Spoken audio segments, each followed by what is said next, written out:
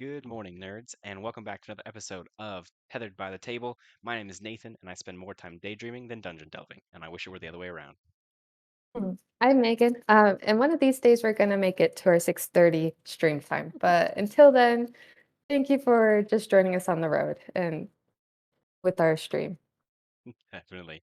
Well, this is episode 5 of the Tethered by the Table series, and which means we need a pretty good recap on what's going on. Megan, what happened in last session?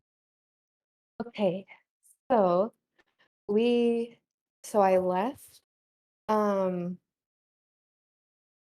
what's his name? Dr. Nicholas Jecka's house. And I went to the brothel to talk to Gatria Relum. Um, just tell him that Nicholas Jecka was attacked. And if he like while he was like cleaning up, well, because obviously his brothel was in flames, but if he came across anything, and to check on him, Gator didn't know anything. Um, so Paul and I headed back to the viceroy and to let him know what happened. That we saw the body of his friend El Patanol, but that Nicholas Jekka and Gay Relum were both attacked, and basically asked him if he knew any information on anyone who could be, wanting to harm him. He really didn't know anything. Nobody knew anything. So I then went to go talk to Tannic. He's the head enforcer. Hmm. Um, that turned into a problem because I went in there and there was n there's nobody. Tannic wasn't there. There was some blood splatters, but then his, more officers are coming up, and they went to check on him because they heard him scream, and then me, uh, not thinking it through, I jumped out the window. They saw me jump out the window. They ran to come get me. I then jumped back inside of the room, Hmm. where I then went to went to the viceroy once again to see if he could, well, first to tell him that his best friend was, well, not his best friend, but Tamara was taken. Yeah. Um, and then if he had any idea, because I also found a note, um, that they kind of looked like Tanik was forced to write it, but just saying he was like going to the specific area. Can't remember what that area was called. It was the But so Stormwatch then Tower. the Stormwatch Tower, he was brought there. The viceroy didn't understand why he would be taken there. But then so he sent me out of the main city, because of course the officers were looking for me. So he sent me away. And then I went to the library to research the necromantic magic. Hmm. And I found this girl. Can't remember her name either, but there was this lady who showed me where to find the necromants, like learn a little bit more about that. But she also was very, she had an interest in dragons, which helpful for me, because of course with my pact. So I asked her about it, and she actually had a storybook that um, that talked all about my patron and why she's trapped. I took that, but weirdly enough, she also had a book written by my father about his travels. She allowed me to take it. I took it, Of course, and of course. then I left, and then I found this note, um, that my father had written, and he was basically writing to me, while he was alive, just saying how he knew I was going to take up the pact, and that he had an idea of where to find one of the stakes that we needed, to free. I always forget her Triton. Raiden. Trident. Trident. Raiden. Okay. like the weapon, I think like King Trident. Yes, a trident. Yeah, I king think that's trident. King Triton. No, no, it's Oh, Trident, like the three-pronged yes, weapon. okay. A trident. Just so trident. Um, so yeah, to free trident, and that is going to be in the sun, whatever that place is called. Stormwatch Towers. Stormwatch Towers. And so not only it seems like Tannic has been taken there, but also Trident's a lead on Trident's freedom is there. So we left off with me planning on heading to Stormwatch Towers. Perfect. And before you head off, is there anything else you want to do in the city of Cyanidel? Maybe take a long rest Okay, in a excellent. bit. Where would you like to take your long rest? Are you kind of one of the like are you kind of like a drifter sailor who will just kind of find a like a nook and cranny in an alleyway to sleep, or do you actually want to go and find like an actual hotel or inn, I guess, to take a long rest? Well, I feel like I have quite a bit of money, so I'm gonna try to find a hotel or Okay, something excellent. like that. In that case, then you will. I'm trying to figure out what I'm looking at the map to see what might be nearby. Um, 1 second.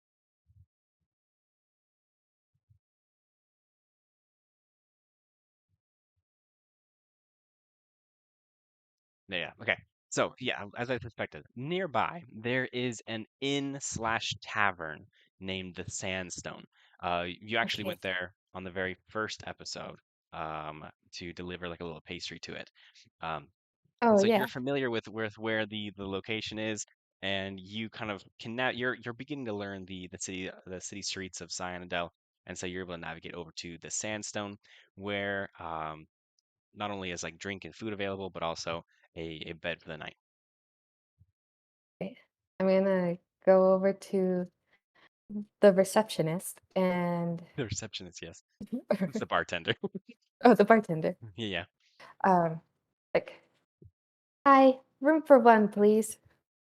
And she looks up after she kind of like serving drinks, and it's a relatively busy tavern, though it's kind of like mid-afternoon now, and I'll admit I totally am just getting fast and loose with the time frames on what we're navigating here. But it is afternoon now. Your little extravaganza with Tannic took all day.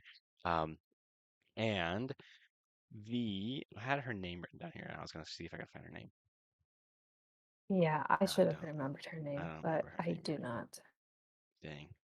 Um. Oh wait, hold on. Yeah, I have no clue.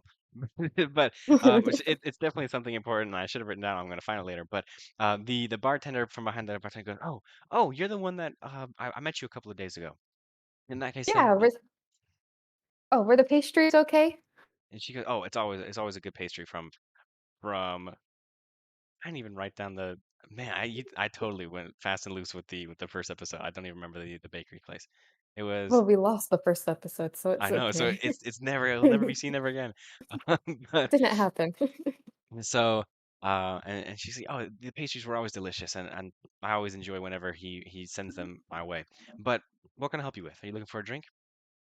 Oh, I'm actually just here to, catch some sleep, so just a room would be nice. I'll be I'll be gone by morning.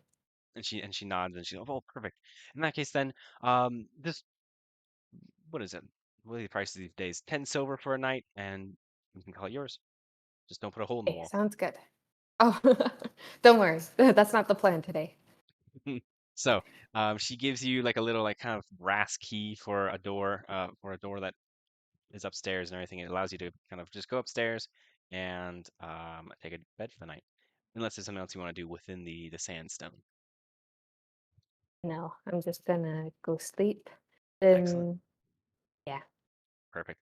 So, as you lay down, as you go to sleep and everything, you begin to drift off. However, as you are looking up at the as you're looking up at the ceiling, all of a sudden kind of reflections begin to kind of shimmer across the ceiling, and you feel as though the age-old feeling of kind of falling all of a sudden as you fall asleep continues, and you almost like begin to sink through the floor, and then you splash into cold depths of the ocean as your mind is suddenly grappled by Trident and pulled to her domain. The air within your lungs seems to leave, and you experience this kind of compression and sense of drowning as all of a sudden you are dragged deep into the depths of the ocean, and presented in front of the a very familiar and often aggravating sight of your patron Trident. Now before you in the murky depths is a large kind of stone cube with three chains that kind of are coming from the ocean surface down into the box and kind of pass through different like portholes within the chamber.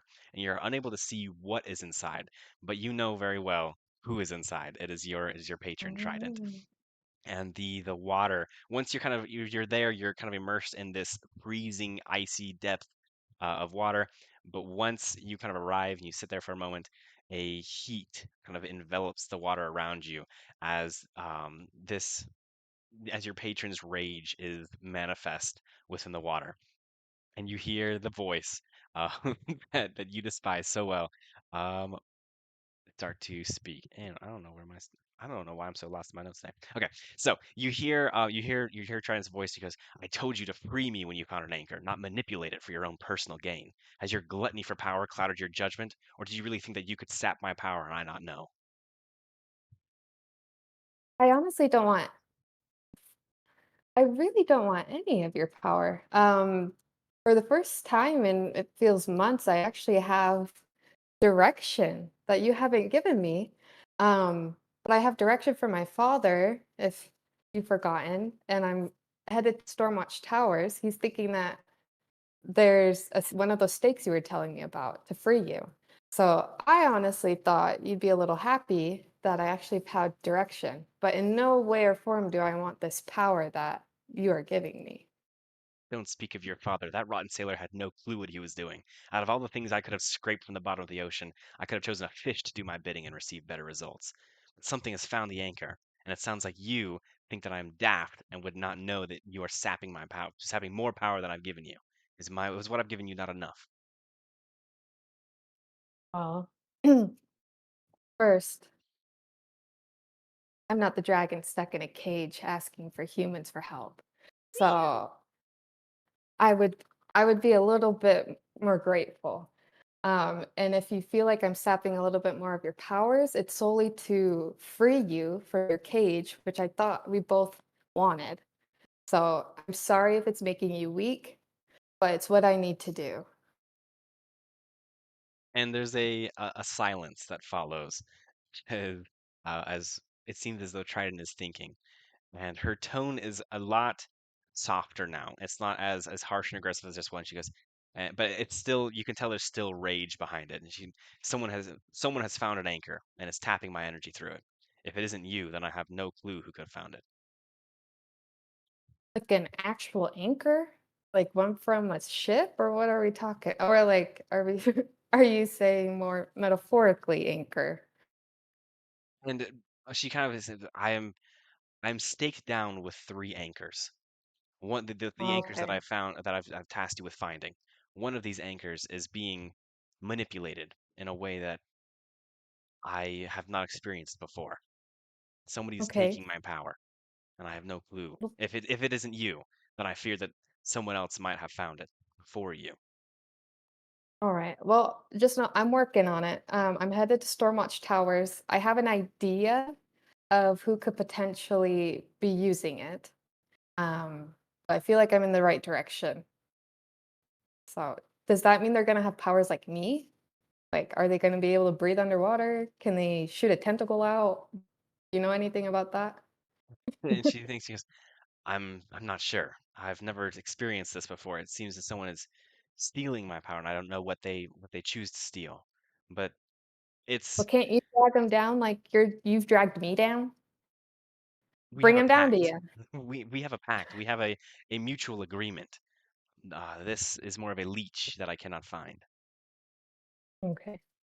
Well, if you let me sleep, I'll go ahead and take that leech off you. And there's another silence that follows. And this time she sounds a little more desperate than she ever has kind of dared reveal to you. She says, "Find that wretch."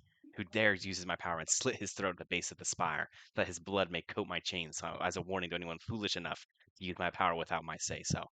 And all of a sudden you feel kind of the tension and the kind of the anchor even on yourself release, and your body kind of float rapidly towards the surface, and all of a sudden you feel yourself kind of explode from the water tension of the ocean. You're back in your bed, but you are soaking wet now, Oh my God. as if you were actually in the ocean. And you are now back in your bed. The reflections are gone. However, you look down at your wrist, and your pact bracelet is Um, latched onto you once again. oh, yeah, because I threw it away. Well, there's no getting rid of her.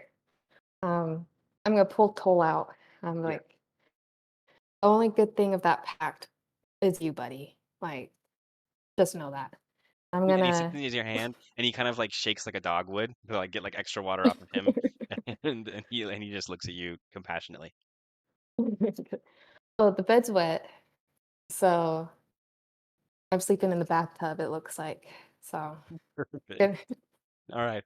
And you experience a long rest, though taxing of of a conversation it was with Trident. You do find some solace, and you're able to get to sleep, and all of your stats and all of your things are all normal long rest stuff. You're Nice. all good to go. Nice. All right. Before I go, I'm gonna look around the room. Is there like anything in here Anything in there? Um, besides like the bed the bed. I and the mean, there's Bible that's in the book, in the bedside table? yes, yes. I mean, besides just like the regular pieces of furniture, I mean, you got the bed there. You got like a bathroom, of course, with the bathtub that you're residing in. Um, there's always that weird hotel chair that's kind of like facing towards the bed, Yeah. and it's just that one. And really, like, there's nothing of value. Anything that kind of would have been valuable would have been taken by the last kind of person through the room. It's a very just bare bones, four walls for you Okay. to get some shut eye. I'm gonna go by the bedside table and open up the drawer and see which faith is most dominant here, and Yes. It is gonna be, once I pull up my stuff, there is gonna be, oh man, you're making me pull through all my stuff. Okay. So there are two kind of main goddesses that so to provide a little bit extra context. Um, Originally, all of the archipelago all kind of have subscribed at one point to the Alutoa pantheon, a group of, I believe, 9 gods that they believe kind of created the entire world. And after the islands fractured, there are some islands that either kind of gravitate more to certain gods, some islands that have kind of forgotten their god. Like it's the natural like religion stuff. Like there's I guess that really didn't need to be explained because that's just how regular world works. But the this island, most of their culture falls closely with Tehenashe and Maktui. Tehenashe is the goddess of childbirth, seemingly to be the mother of all of the gods, and Maktui is the goddess of land and sea, who they believe is kind of the goddess who would have um, created the islands and forged the waters. But Maktui is believed to be a fish, is kind of oh, believed to be known as all kind of right. a god fish that kind of has the ability to appear in any sort of body of water, in any form. But is Tehenashe is humanoid in their in belief. Maktui is aquatic, is can take the form of any aquatic life. I assume it would be more of Tehenashe that we see here. Correct. Matui's aquatic life. Okay. Yeah. So the book that you're so to kind of circle back down to the book is a kind of a book that celebrates the life and the stories of Tehenna but throughout the kind of the evolution, or I'm trying to think of the creation story kind of the religion, Tehenna is sheltered by Maktui in order to give birth to the rest of the gods. And so they kind of coincide very close together. The stories often take place with both Tehenna and Maktui, and so it's a book that celebrates the achievements and the blessings that Tehenna provides, with Maktui being a prominent feature in. most stories. Gotcha. Sweet. Well, I'm gonna take my leave. Okay. So, after your long night rest and you leave the room, as you come down, the bartender actually has like a meal prepared for you. It's kind of like she's trying to do her best to do like a bed and breakfast type thing, and provides Right. like a little kind of warm meal. It's not much, but at least it's a little something to get the day going. And you are free to start traveling. And so, Nice. actually, no, I was actually gonna bring into some of this like this. Um, Last night, before you decided to fall asleep, and Mhm. before Trident so rudely interrupted you, you were taking a look at your father's book and were able to pull two different maps that he had kind of created for you. So, um, I have already provided you with these maps, but I'm going to show them to the stream. Um, this map here is the map of the island. I'm taking a look at the island of Soli Calife. As you can see, there's all of the cities have been filled out in this manner here, along with Stormwatch Tower. You will find Cyanidel, the city that you're in second hexagon E7, which is kind of nearer to the middle of the map, with Stormwatch Tower being directly north of you. Each hexagon is 1 day's travel, which means that you can realistically D8 to C8 to then the Stormwatch Tower will be the fastest way of travel. And so this is the map that you were able to pull from the book that your father had written. That kind of gives at least the main cities um, of of the island, Soli Caliphate Rim. We also have the island, the ocean island that shows pretty much the most popular slash most well documented islands of the archipelago. There are many more islands that are known to exist within the archipelago, but they're harder to get to and they aren't as well civilized, if that makes sense. Like these ones are Yeah. have cities and everything that kind of trade amongst each other, and so the information provided for these islands is a lot greater than the ones that are a little further out and less less explored. And so you can feel free to reference to those maps at any time, and that kind of gives you an idea of where you would like to go. So now that you are ready for travel, what hexagon are you looking to travel to? Well, probably like you said, I'll head to D8 where Perfect. yeah. Excellent. So, as you travel out to the Hexagon D8, you leave the city of Cyanidel behind you. It's a very large city, and it takes a while for you to actually kind of put it behind you. But as you are traveling through what terrain did I say this was? This is The just forest. oh, D8 actually. We have to get into the light green area. That's Alpine Tundra. Oh, So, Alpine um, tundra. I like to believe Alpine, and this is strict, and I'll tell you exactly what inspired the Alpine Tundra, because as you can tell, like all of them are kind of like general, and except when you get to Alpine Tundra, which actually feels like official biome type. If you ever played Minecraft and you've been to like the high mountains biome, where it's like tall mountains, there's lots of like it's I'm trying to find my best way to like explain what it is, but it's high elevation, colder temperatures, sparse I'm trying to like vegetation and everything, and lots of it's pretty much just you're getting higher in elevation going up into the mountains here. And so it is kind of an uphill Oh, trek okay. to kind of go up to the Stormwatch Tower, which is on the mountain above you. But as you are traveling, you and before you kind of start your final ascent into the mountains, you come across a small kind of little secluded beach that's kind of down a ways off the road below you. But what catches your eye specifically is a large wooden ship, like a large merchant ship, completely beached up onto the kind of this hidden beach, kind of this hidden sandy shore here. And there at first you don't see them. But as you kind of take a look closer at the ocean, because you have a respect for boats, you've been on boats, and it caught your eye because it's a nice merchant boat, and one definitely not from Soli Calife. But as you kind of Oh. are looking at it more, you see a man kind of running around the boat, almost attempting to push the boat back into the water, even though this boat is many, many sizes bigger than him. I mean, and it's wedged in the sand, it's not going anywhere. But nonetheless, you see a man kind of frantically trying to push the boat back into the water. Oh, okay. Is And to assume we're at the same elevation? Like, are they below me or above me or They are below you, so it's below like me? Okay. off like the road that you're on. Um, in the distance, I mean, like the boat looks kind of small in comparison. You have to kind of climb off the mountain a little bit, but it is close. But he is much lower than you, kind of at sea level. You've began to ascend into the mountains. Okay. Well, I'll go over. I'm gonna yell, "Ahoy there!"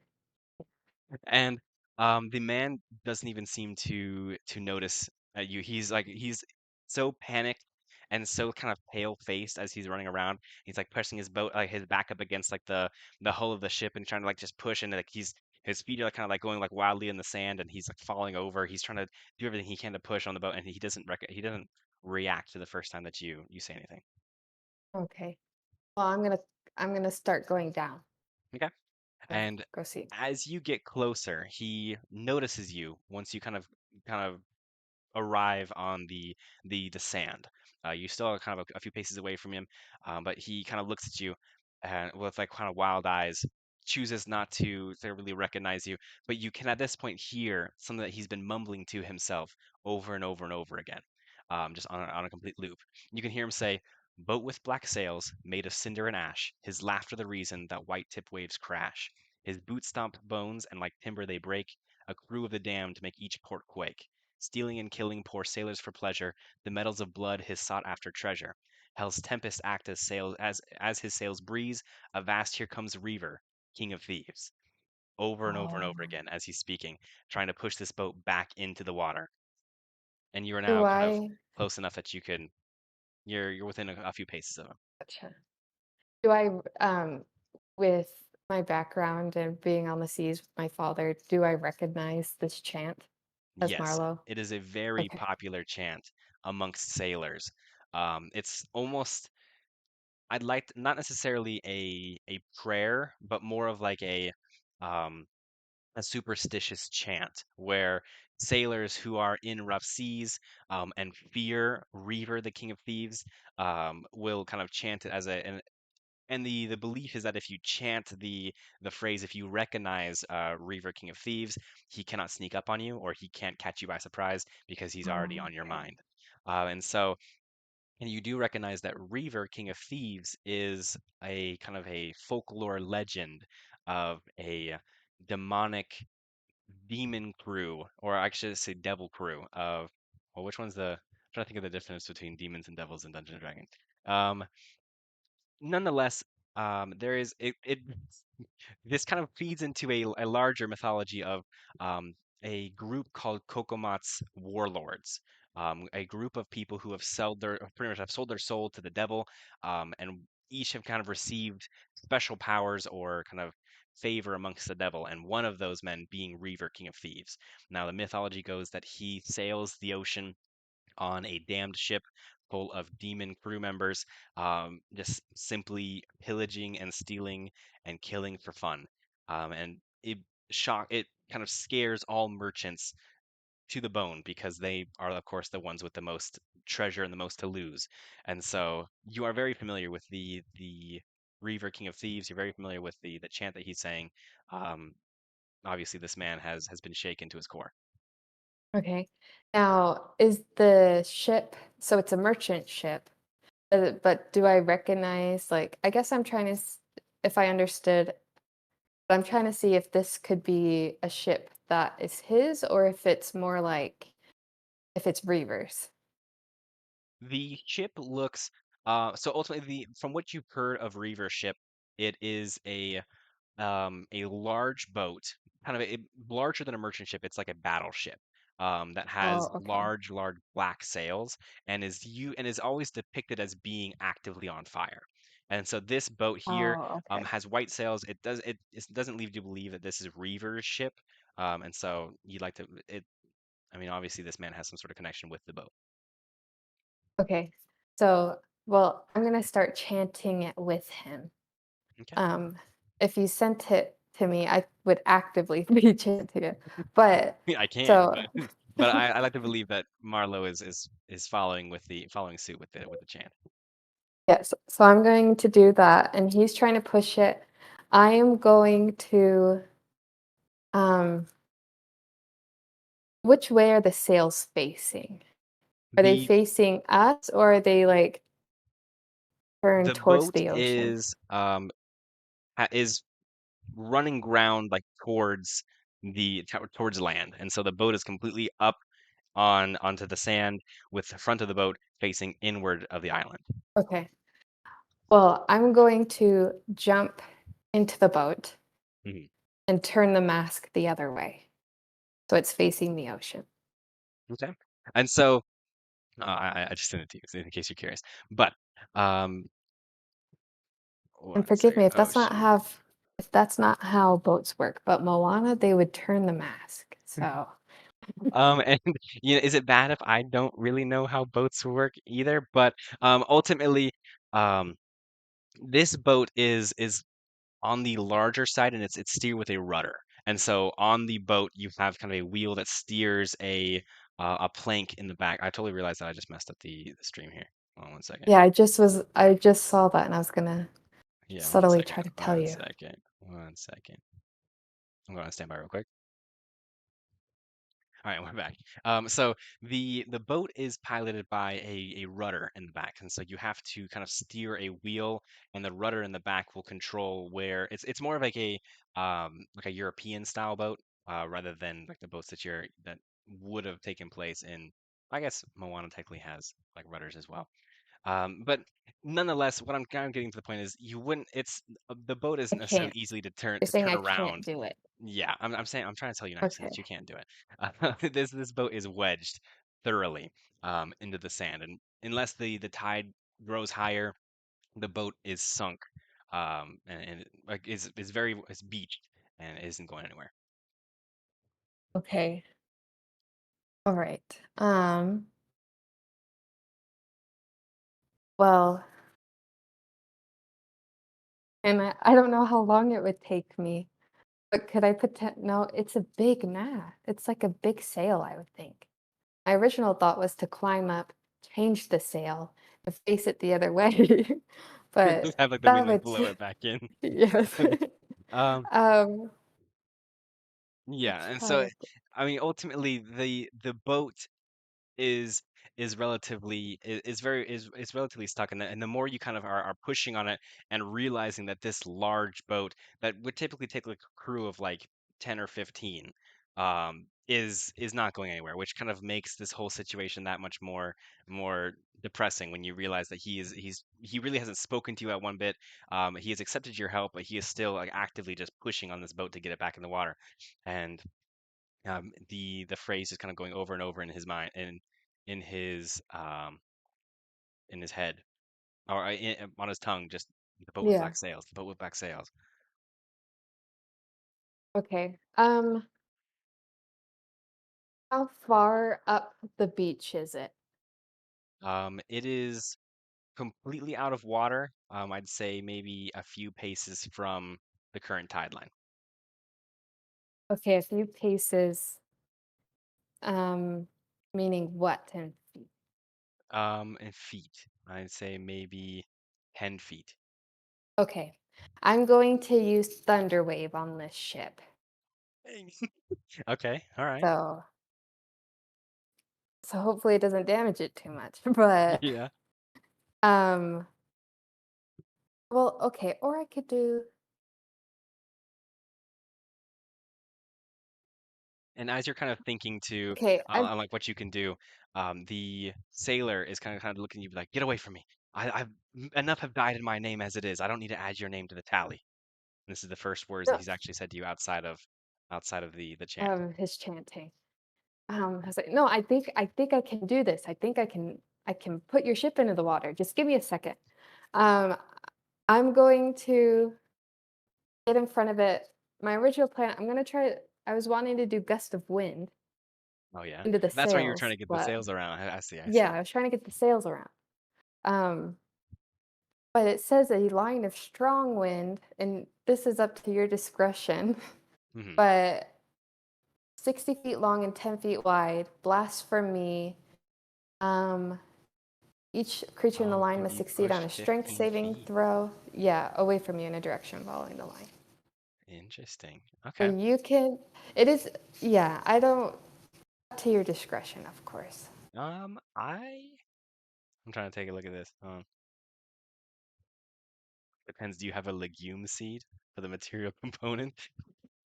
Does anyone even play with material components for spells?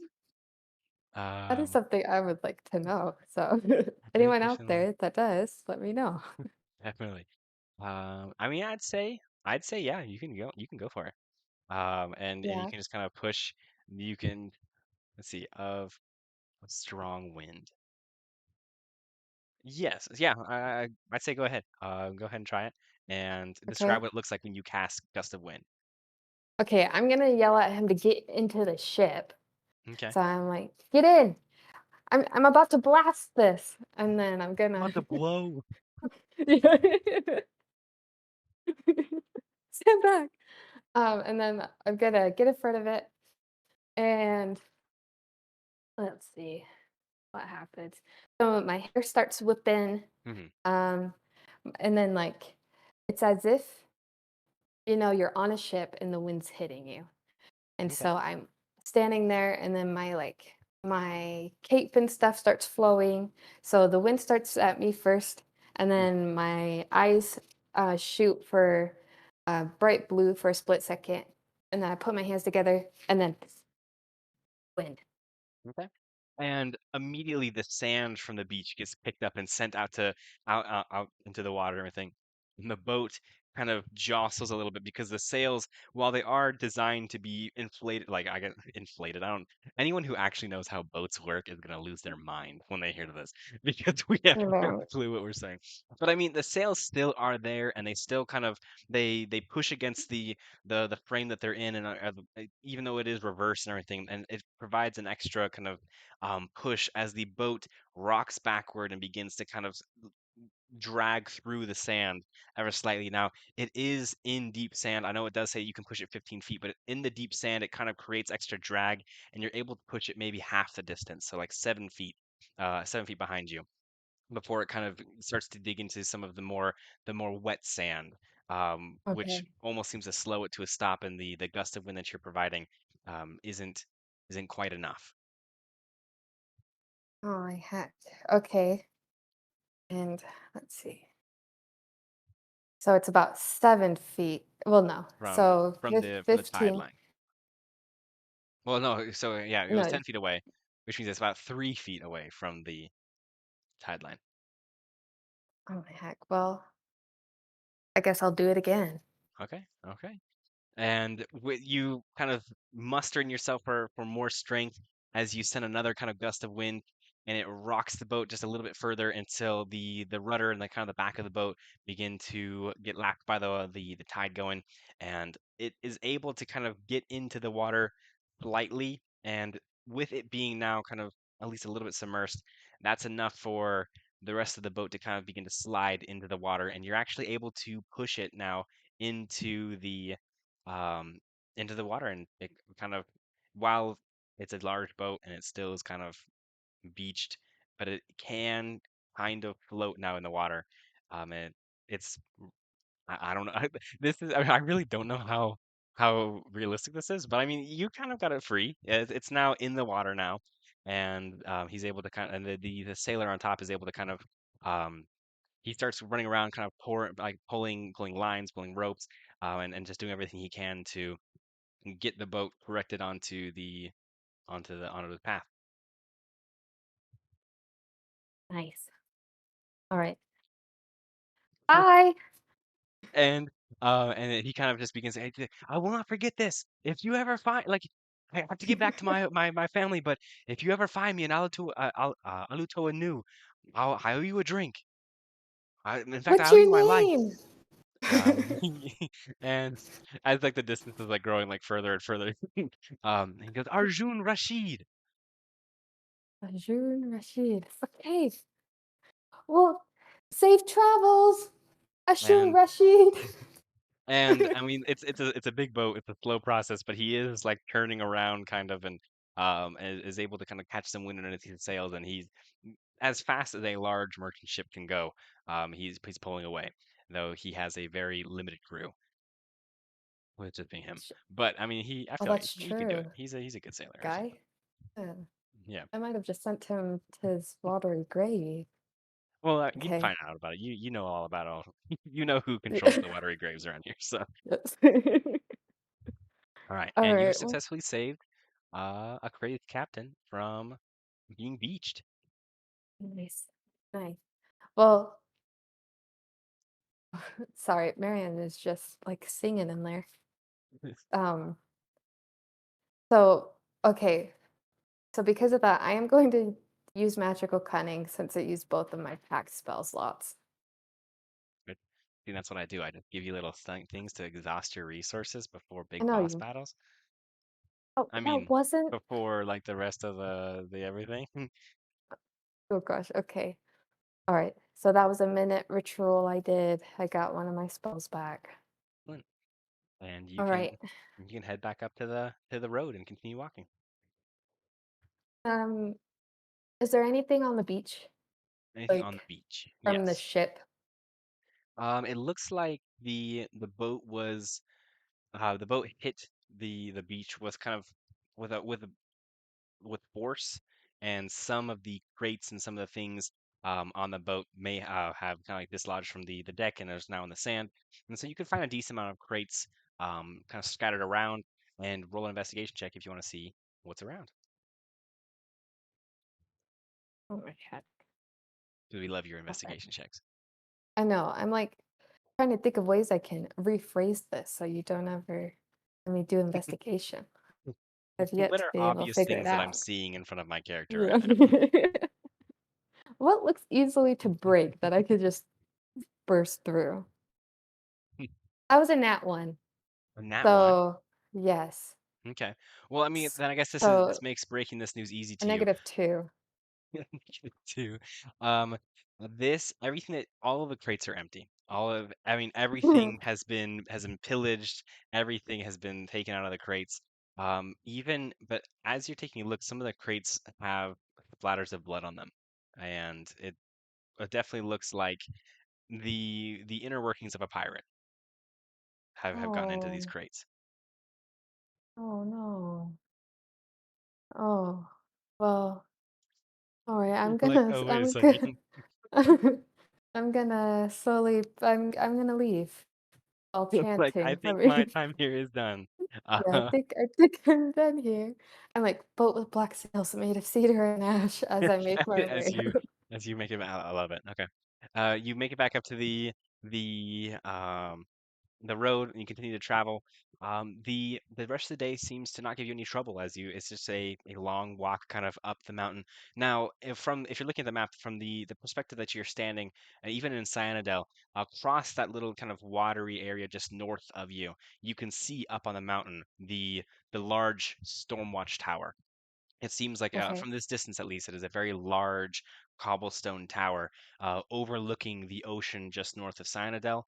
And and so even while you're walking now, you can still kind of see your goal up the large mountain road up on the kind of the mountain peak almost above you. And so with that in view, it kind of inspires you to keep on walking uphill because the whole thing is uphill. It's a day's travel uphill, which can be fun. And the sun rises and the sun begins to set as really you've just been walking all day. No issues here, and you are free to make up camp, or you can choose to walk in the dark. So I'm giving you Um, each yeah. hexagon is a day's travel. I give you the Mhm. chance to long rest at the end of each day, or you can of course travel within the night with added I'm, dangers ish. Not to spoil anything. I'm going to settle down for camp. Okay, I'm gonna, excellent. and while I settle down, I'm not gonna go to bed quite yet. Hmm. I'm gonna pull out the book that I got from Oh, what's her is this bucket? the So from Dita Bira, Vita. you got a book, The Empire of Fire and Scale: The History of the Crimson King's Reign, and you want to read through that Yes. book. Perfect. Yes. Do you want to read the entire thing, or are you scanning No. just for keywords? I'm scanning for any embarrassing things. that I can Embarrassing bring things. that I can bring up next Okay. meeting. You begin to scan the book for any sort of dirt or gossip you can find on Trident the dragon. But instead you find a a scheme. And so ultimately, the Empire of Fire and Scale: A History of Crimson King's Reign is mostly about the Crimson King, a red dragon who has taken the island. A red dragon whose father has taken the island, the Wild Cliffs, which is also available on your map, by force. Ultimately, the red dragon kind of went through and conquered slash either through violent means or through trade disputes or through just kind of gaining popularity has successfully united the wild cliffs, all the different dragon species underneath kind of one ruler, which was the Crimson King's father. What I can, yeah, yeah. what's his name? I'm pulling it up now. I have a. Oh, shoot, 1 second.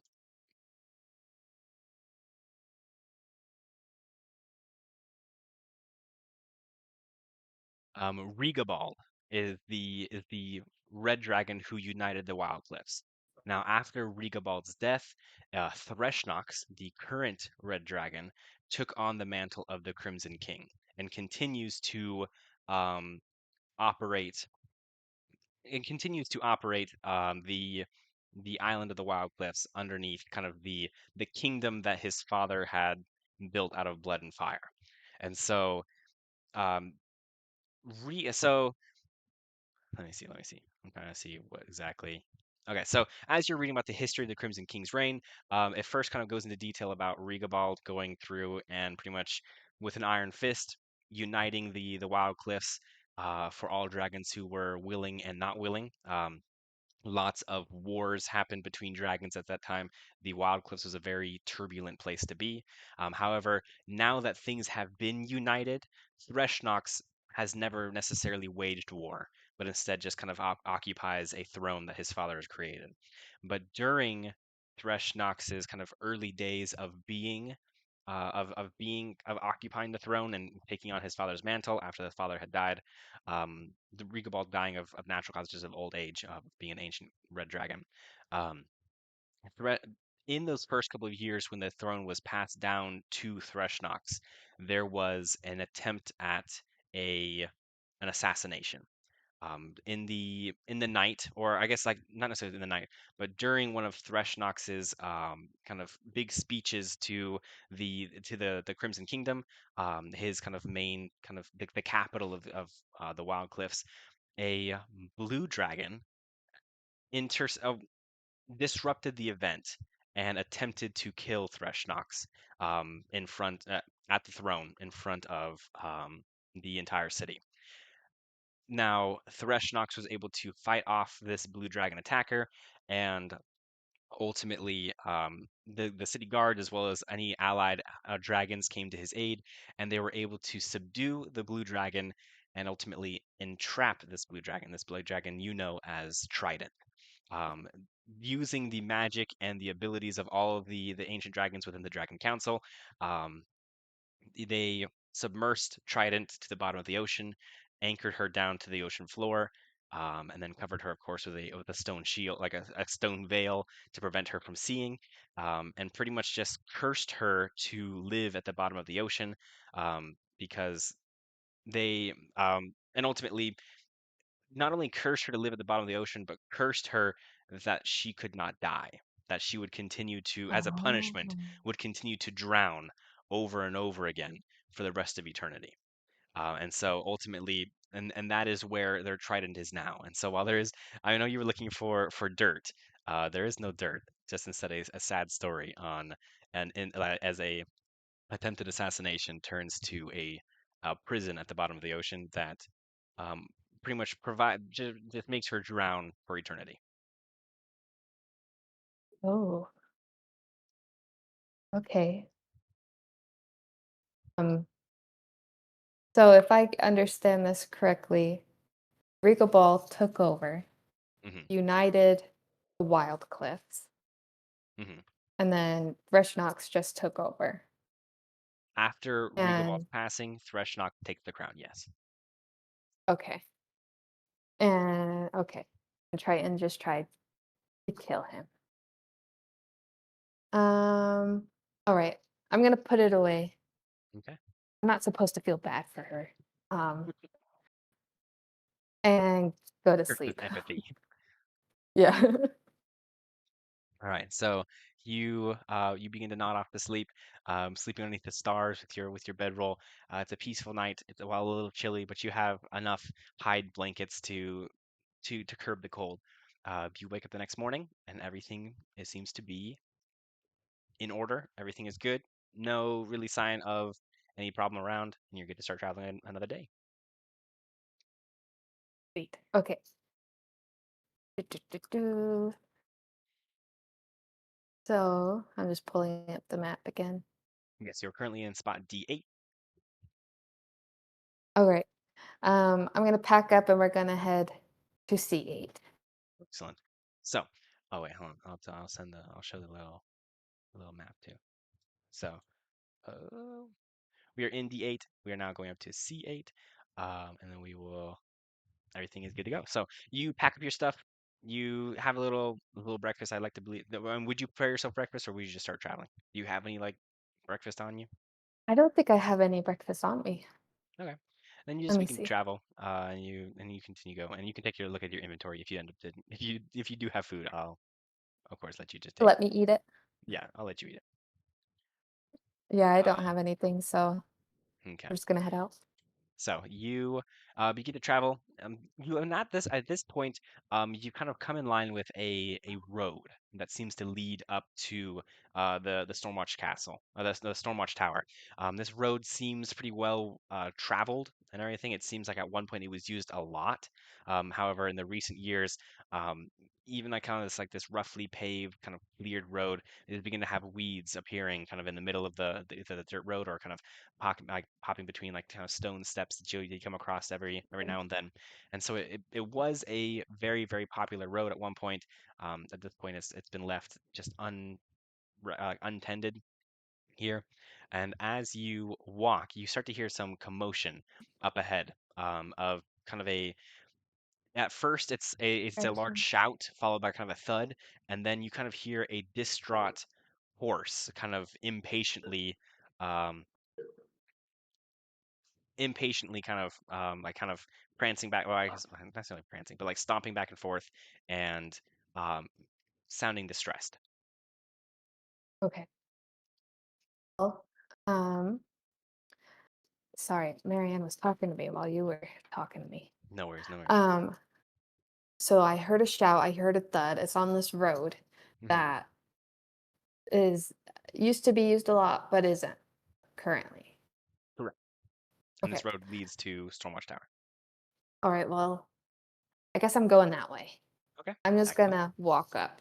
perfect, I'm gonna casually make my way over to the sound, not perfect. trying to So, hide myself. okay, no, I should have asked whether or not you were sneaking or not, but no, that helps. Um, I will preface here. I mean, since you've been walking all day, the sun is kind of past its peak and is heading towards sunset. You are like the whole day has been uneventful until this moment. And as you kind of walk up around kind of a bend, you see an older man on his back, kind of below what appears to be his horse, who is kind of rearing up in terror as it's been spooked by something nearby. And he's trying his best to like kind of calm, like, "Oh, hey there, like it's okay, like there's nothing around." But the horse is nonetheless terrified, and it continues to rear, kind of landing its front hooves near the older man, who really doesn't look like he can get up by himself too quickly, and is in danger of being potentially stomped on by this Calm down. horse. Okay, I'm gonna run over, and he's holding onto the reins, and he's on the ground. He's on the ground, not holding onto the reins though, but the reins Oh, are he's kind just of on the ground. wildly Okay, flapping around as the horse is spooked by something. okay. Well, I'm gonna run to the man and um try to lift him up out of the way of the Okay. horse. Um, do a strength check just to see if you can kind of drag him quickly. All right, that one was banished. Let me try this How many have been banished at this point? one. Just the one. Okay, good. 16. 16. Okay. I'd say that's pretty successful. You're able to kind of you run in, kind of hook your arms around his like underneath his arms and everything, underneath his shoulders, and you kind of yank him out from underneath just as the horse is coming down, and his foot and his hooves kind of scratch the area where he was just sitting, and ultimately you're able to get him free. And he goes, "My horse, he doesn't know what he does. He's spooked by something, but he's not a bad horse. Just let me get the reins or something. Let me just try to get a hold of him again." Yeah. I'm gonna look on the direction of where the horse seems to be going, Hmm. see if I can, and I'm gonna shoot Toll out Shoot and Toll have out. him go Okay. the yeah, have him go that way to So see you're anything. just like kind of giving like letting him do like a reconnaissance to see Yes. what's okay. Okay. All right, so Toll kind of runs out in a little scamper into some bushes and everything, but leaving you still with kind of the horse isn't necessarily traveling anywhere, but it's just kind of it's bucking and stampeding, Yeah. just kind of in the area on the road. Okay. I'm gonna try to we'll see how this goes. I'm gonna try to grab the reins and talk calmly to him, like, hey, hey, hey, Okay, perfect. don't So fret. so are you looking to if you're looking to calm the animal, then I would then roll an animal handling check. If you're looking just Yeah. to be kind of quick enough to grab the reins and kind of like hold it down in submission, do like a dexterity check.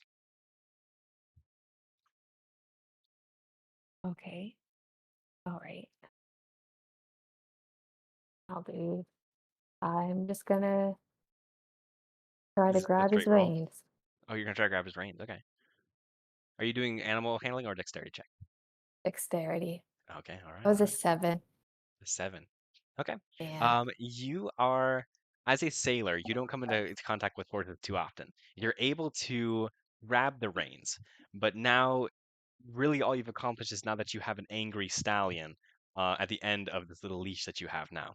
And so you have the reins and you begin to kind of, I mean, you're familiar enough with horses being used on the docks to like pull large shipments off of boats or to help operate cranes. Um, you're used to kind of like draft horses and you recognize kind of some of the techniques um, that those dock hands would use to control wild-tempered horses. And so you kind of tried to like um, constrict the animal's movements. That's why it can't like rear up, or at least kind of like get it to do something else rather than just to kind of wildly like hit and like I don't know. I feel like I mean, I even like, I mean, you guys had horses for so long, and I don't know how to describe what a horse is doing. I mean, it's like bucking and its head is rearing and everything like, and you're able to at least kind of you're kind of making it instead like walk around in circles rather than necessarily just kind of sit there and buck. And so it's still wild mannered. You have control, but not as much control as you were Total hoping. At least control. not enough control that you'd feel good trying to get the Yeah. old man back on the horse. Okay. Can I try to thrust the reins into the old man's hands? Yeah. Okay. No. Yes. Yes. Yes. Let's So try it. at this point, the old man has gotten up. It's been like a slow process, but you were able to distract the horse long enough that he was able to get back on the get back up, and I you. helped him up. Yeah, yeah, oh yeah, you helped him up. Yeah, he's been up this whole time. He's been up this whole time. And you kind of give the reins to him, and he immediately is able to kind of like reach a hand out, and he kind of begins to like offer like a soothing noise and everything, kind of like a clicking of the tongue. And he goes, "Whoa there, boy," and like the horse begins to almost immediately calm down as he hears the old man's voice. Um, and the horse begins to kind of is still snorting angrily, is still kind of tense, but at least trusts that if the old man isn't worried, that he shouldn't be worried, and is able to kind of calm the horse down. And now you have a mild-tempered horse with a slightly beaten old man because of the Poor fall, guy. and he kind of he looks at him and thanks you like, oh, I can't thank you enough for helping me get this horse. And he pulls out a small bag with kind of some jingling coins. He's like, please take this as payment. No, no, I'm gonna reject. No, I have more than enough to sustain me and my little follower. You will probably need it more, so I'm good. And he kind of, Um, yeah, and he kind of like goes, no, no, please, I insist. It's the least I can do. I just picked you up. That's all I did. Like, you should keep it. I really don't need it. And he then kind of pats on a bag that's on the saddle, like a little saddle bag, and he goes, well, then how does it? I mean, the sun is setting. How about I cook you a dinner then? Yeah, I can agree to that. Excellent. And he kind of, yeah, at this he's satisfied with that answer, and he's like, I actually was about to set up camp relatively soon. If you join me for just a little bit, I could definitely cook up a little supper. Yeah, that sounds good. I'm just gonna go and check on what my buddy is doing, Okay. and yeah, what I'm interested to see if Tulsa found anything. Yes. So, you kind of walk off a little bit of a distance, and you tune into to Toll, and Toll is looking around, and you feel a feeling of disappointment as you kind of Mhm. tap into Toll's emotions, and you realize that he thought he was kind of. I mean, he's in the pocket all day. He doesn't really know where he's at. But he was just kind of thrown like a Pokeball out of your pocket. He ran forward and realized that there is absolutely no gold or anything of value anywhere. But instead has found a small berry bush and is kind of at least making himself useful by eating some berries and everything, and just but there's nothing around. But he does continue to kind of smell something odd, and you can kind of feel this smell coming through your senses. It's this kind of this rotten smell, this like rotten. It's it's a weird smell that you can tell kind of bothering Toll as he's trying to eat some berries, but it is a strange kind of um, rotten egg-ish kind of sulfury Yeah, smell like sulfur. that he kind of just doesn't seem to mind, and once he kind of realizes that you're tapped into him, he begins to kind of just walk back to you because he doesn't even want to be out here anyways. He'd rather just be in your pocket. And with all his treasures. Okay. Yeah. I'm gonna go while while the old man and I didn't even get his name, but the old man and his horse is cooking dinner. I'm going to head in the direction with Toll, Hmm. uh, see like where he was at, see if I can see Kind of about the deduce anything else? smell. Yeah. Yeah. Okay. So you begin to Oh, walk towards the and direction. I'm Oh yeah. also I'm taking Toll out again and telling him, instead of berries, look for the source of the smell. Okay. And I'm gonna try to let him go to see if he'll You do kind of that throw him out there. Yeah. and see. Okay. Yeah, so ultimately he begins to he kind of runs off in the woods, and you've about arrived at the same location that you found him originally when you kind of tapped into his senses. And so you do see kind of like the berry bush with some of the low-hanging kind of branches completely bare of berries. And you kind of sit there a moment. The smell is not as strong as it was when you were tapped into the senses, but you're unsure of whether that means the whatever is creating that smell is further away now, or Toll's senses are just more sensitive than yours. And so Right. the smell is faint, um, but other than that, I mean, really it doesn't kind of give you a clear idea of like where the smell is coming from. You just know it's a little fainter here, but you do Okay. kind of hear as if something is kind of gliding across dead leaves or kind of like branches and everything. And you kind of as you're inspecting it, kind of you trying to like see with your nose a little bit, you hear that noise kind of behind you, and you whip around, and it's not obvious what made that noise. Okay. And I'm gonna take my scimitar out. Like, well, I have my yeah. I'm just gonna take it out. I'm gonna You just take my yank that thing yeah. out, I'm yeah. gonna Okay. take my scimitar out. Um, look around. I'm seeing if maybe I have anything to potentially help me in this moment. But You can always make an investigation check. okay. Um, Like that's not really an option, but thanks yeah. for Thank you. whatever that Thank means. you. Thanks for trying. All right. Um, is there any like? disturbances around? Like you said I heard like the gliding. Mhm. Is there any disturbances of like the leaves or like can I deduce where like this thing or person, whatever it is, like which direction or like about where the Yeah. sound could have been? If you're so here, we'll phrase this differently. If you're looking to kind of track a potential creature or humanoid that's in the forest with you, I want you to make a survival check to see if you can maybe.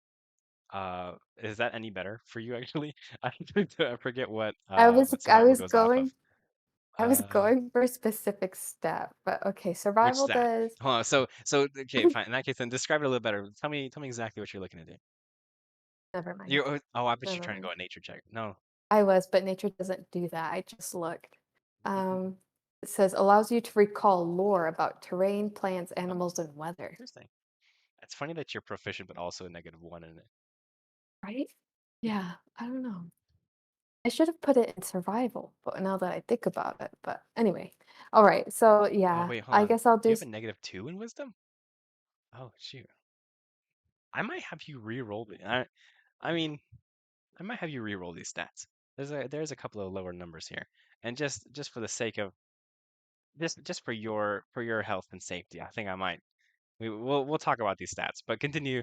We'll play as normal, but we'll talk about these stats. Marlow might Uh, get a little bit of a a a little boost juice up. after this. Okay. All right, well, let's go for survival.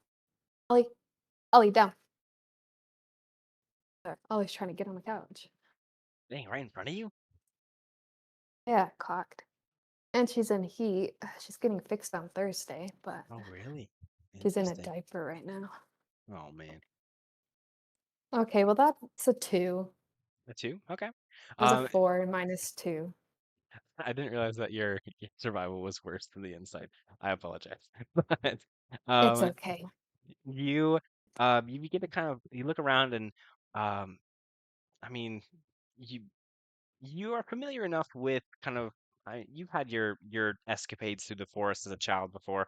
You've been able to track animals, but usually that starts with a footstep, and you're taking a look and you don't see any you don't see any like imprints of either animal feet or people's feet besides your own and maybe tolls. And so there you don't see any sort of footprint nearby. Okay. And so it's Well, hard to track exactly what might be lurking in the woods. lurking around. Okay.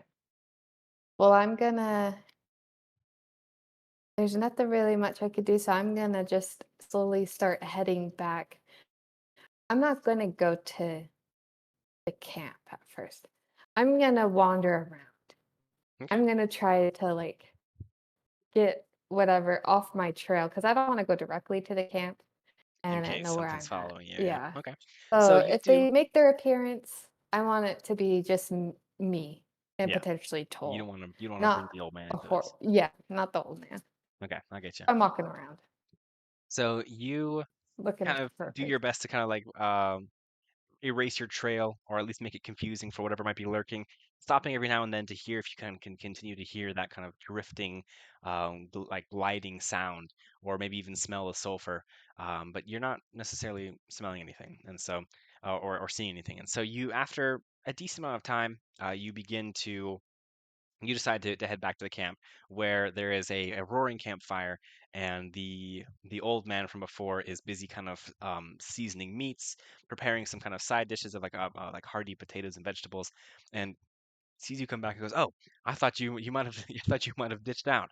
I was really hoping that you would have stayed, but you had been gone for so long. I figured even this was a little too much of a payment, I guess." Oh no, you're good. I was just trying to find whatever spooked your horse, to Oh, it take was care of probably it. some But snake or a mouse or something. He's quite the scaredy cat once he really comes down to it. yeah, no, I get that. But yeah, everything seems to be clear. And yeah, I'm excited to. It smells delicious. I'm excited to eat, I guess. And he begins to kind of he like throws kind of some meat near the fire so it can start cooking. And he kind of looks and goes, "My name is Dentist Malibor. Nice to meet you." Dented Malibor. Nice to meet you. I'm Marlow. And he looks kind of back over to his horse that he has kind of tied to a nearby branch, and it's eating kind of a small bowl of like oats or something, whatever horses friggin' eat. And and he goes, it's a miracle that that horse even got me through my military days. He's such of a scaredy cat. I'm really glad that we didn't actually see any sort of battle because he would have up and left me the moment he could. But I love him. Yeah. What brings you down this way? Why yeah, why are you down here?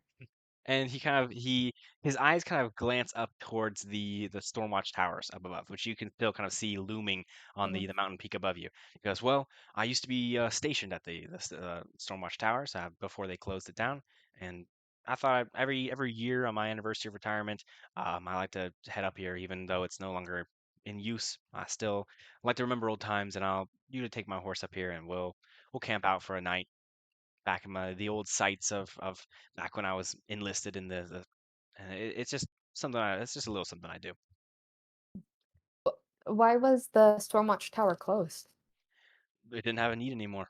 We Stormwatch Tower was originally created to kind of watch for warring war boats. Kind of Cyanidel is a trade front uh, for the entire island of Silly Califaroon. So the Viceroy Emerald deemed it necessary to make sure we were extra protected. He had this building created just so we could see further out on the horizon than the port could, and we could warn if any sort of battleships or any sort of pirates were coming in. But I mean, it's been so long since any sort of issues were happening between islands, and really there never was any wars to begin with. That Emerald just figured we might as well just kind of bring the soldiers back in. So he closed down the Stormwatch towers and really just as a relic of the danger we thought was there, but not actually was there. Okay. Um, have you ever seen Reaver, the King of Thieves, And he while kind of like watching? smiles a little and goes, "Oh, that's a dangerous name to be saying among sailors, that's for sure." But no, I never saw any. I heard plenty of stories about the sailors that we'd kind of get every now and then who enjoyed the view, but I never saw any sort of black tip sails or anything like that. It's all, Boat on I think it's all fire? legend. None of that. Mm-mm. Oh, really? Oh, well, I can't say that I've seen a boat on fire either, but I would say that I've definitely seen the effects that this this person, this King of Thieves, can certainly place in the heart of men. But Sailors are oh, a superstitious type, that's for sure. yeah, you gotta be when you're not in control. You have the whole sea. It's nice to think that there's something that can give you a chance, I guess, with Definitely. in the No, open water. I see it. I really do. And he kind of flips the meat now, and the smell is emanating through the entire um to the kind of in the area around you. Kind of say, well, what brings you here? Actually headed over to Stormwatch Towers as well. I'm kind of on a little mission given by the Viceroy, just to check it out, see if it's, still standing. As you said, it's been closed for a bit, so he just wants me to make sure that everything's intact and there's no vandals and stuff like that. He kind of nods and goes, well, it's a good old viceroy. He always seems to be operating in our best interest, and he really did. I mean, I mean, Tanik's not necessarily the best enforcer, and sometimes we always get like a laugh amongst the other enforcers, just the shenanigans that Tanik would often put us up to. But I mean, Emerald always seems like he has our best interest at heart, and so I can't complain. Nice. Yeah. Well, if you're headed that way, we could maybe go together in the morning. The- Really, I guess. I mean, more the merrier, I guess. But uh, I mean, I'm an old man, and I tend to get up pretty early, if that's all right with you. Oh, earlier the better. Yeah. Excellent. And he at this point, the conversation kind of goes back and forth with small talk. Is there anything that you're looking to speak to him directly about, or you just kind of want to just enjoy a good Um, time with a stranger? And yeah. excellent. All right. Um, I don't know if I feel too comfortable about like getting a full night's rest. So Mhm. I'm wanting to like keep watch. Um, Okay. so just so nothing creeps up on us. Nothing creeps up. Yeah, no, I get you. Yeah, so I mean, you guys enjoy the meal. He serves two very hearty dishes. It definitely is an old man dish where it's like steak and potatoes, and then some hearty like vegetables with it and everything. Um, and at this point, the meal has been cleaned up. He is kind of grabbing like a bedroll off of his horse and everything, and is kind of getting down to kind of turn in for the night. And actually, while you are kind of just sitting looking at the fire, keeping an eye out and kind of wanting to keep watch, allowing him to kind of get comfortable first before you start kind of figuring your bed situation out. You hear that noise again, that kind of gliding through the leaves, a kind of a sense of like that smell kind of wafts back a little bit, and the hair on the back of your neck kind of begins to stand a little bit as you realize that you're not really alone. And when's the last time you've checked on Toll? Oh, no, I assumed that he was with me. Unless, I mean, It unless had to it be wasn't with you, because I remember when no, you showed up, no, you I sent sent him out him again looking away, for the yeah, smell. but I didn't necessarily I was just walking around trying to get it off of my scent, and Toll just did what he was doing, but I Mm. didn't specifically say that I was grabbing Toll. So, I haven't seen him in a bit. I assumed that he found other things, but that's a problem. So, So I mean, I'm camp is gonna still camp. Nothing's not happening, but you do kind of get the sense that something might be nearby. okay, I'm gonna try to tune in to see if Toll's within 100 feet, like, within Okay. range to see if I can see where Yeah. he's at. So as you're looking into the embers of the fire, you kind of let the the dancing and the flickering of flames kind of turn into this feeling of like connecting into Toll, and your senses are then kind of connected into your little dragon, and you immediately see the kind of the ground, and you can hear his nostrils kind of like sniffing like back and forth, kind of like a hound dog would, as he's kind of going around the in this the smell is strong.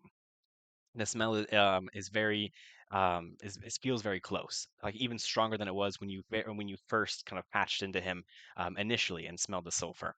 And as he's kind of like looking, you see him kind of like walk along the path, and then he comes across a piece of white cloth that is sitting there, kind of on the ground, and he kind of stops and he begins to kind of follow the white cloth up towards kind of up as it follows, and it kind of it goes off of the ground, Oh, and all of no. a sudden you realize it's not just a white cloth but a white dress. It's dingy, it's whole, like kind of like ridden with holes, um and there are, I mean, you're kind of looking I'm describing this as from the bottom up, as the Yeah, drag as Toll is kind of looking up it's towards. Toll. You see just two pale feet, decrepit in their stance and everything, bony legs, inhabiting this dress here, as you begin to see this kind of necrotic person standing here, uh, unfazed or unaware of the dragon behind it. As the eyes continue up, it's white, raggedy, kind of patchy hair connected to this skeleton of a creature, um, that's just kind of staring off in the distance, ahead of Toll, um, and Toll is there.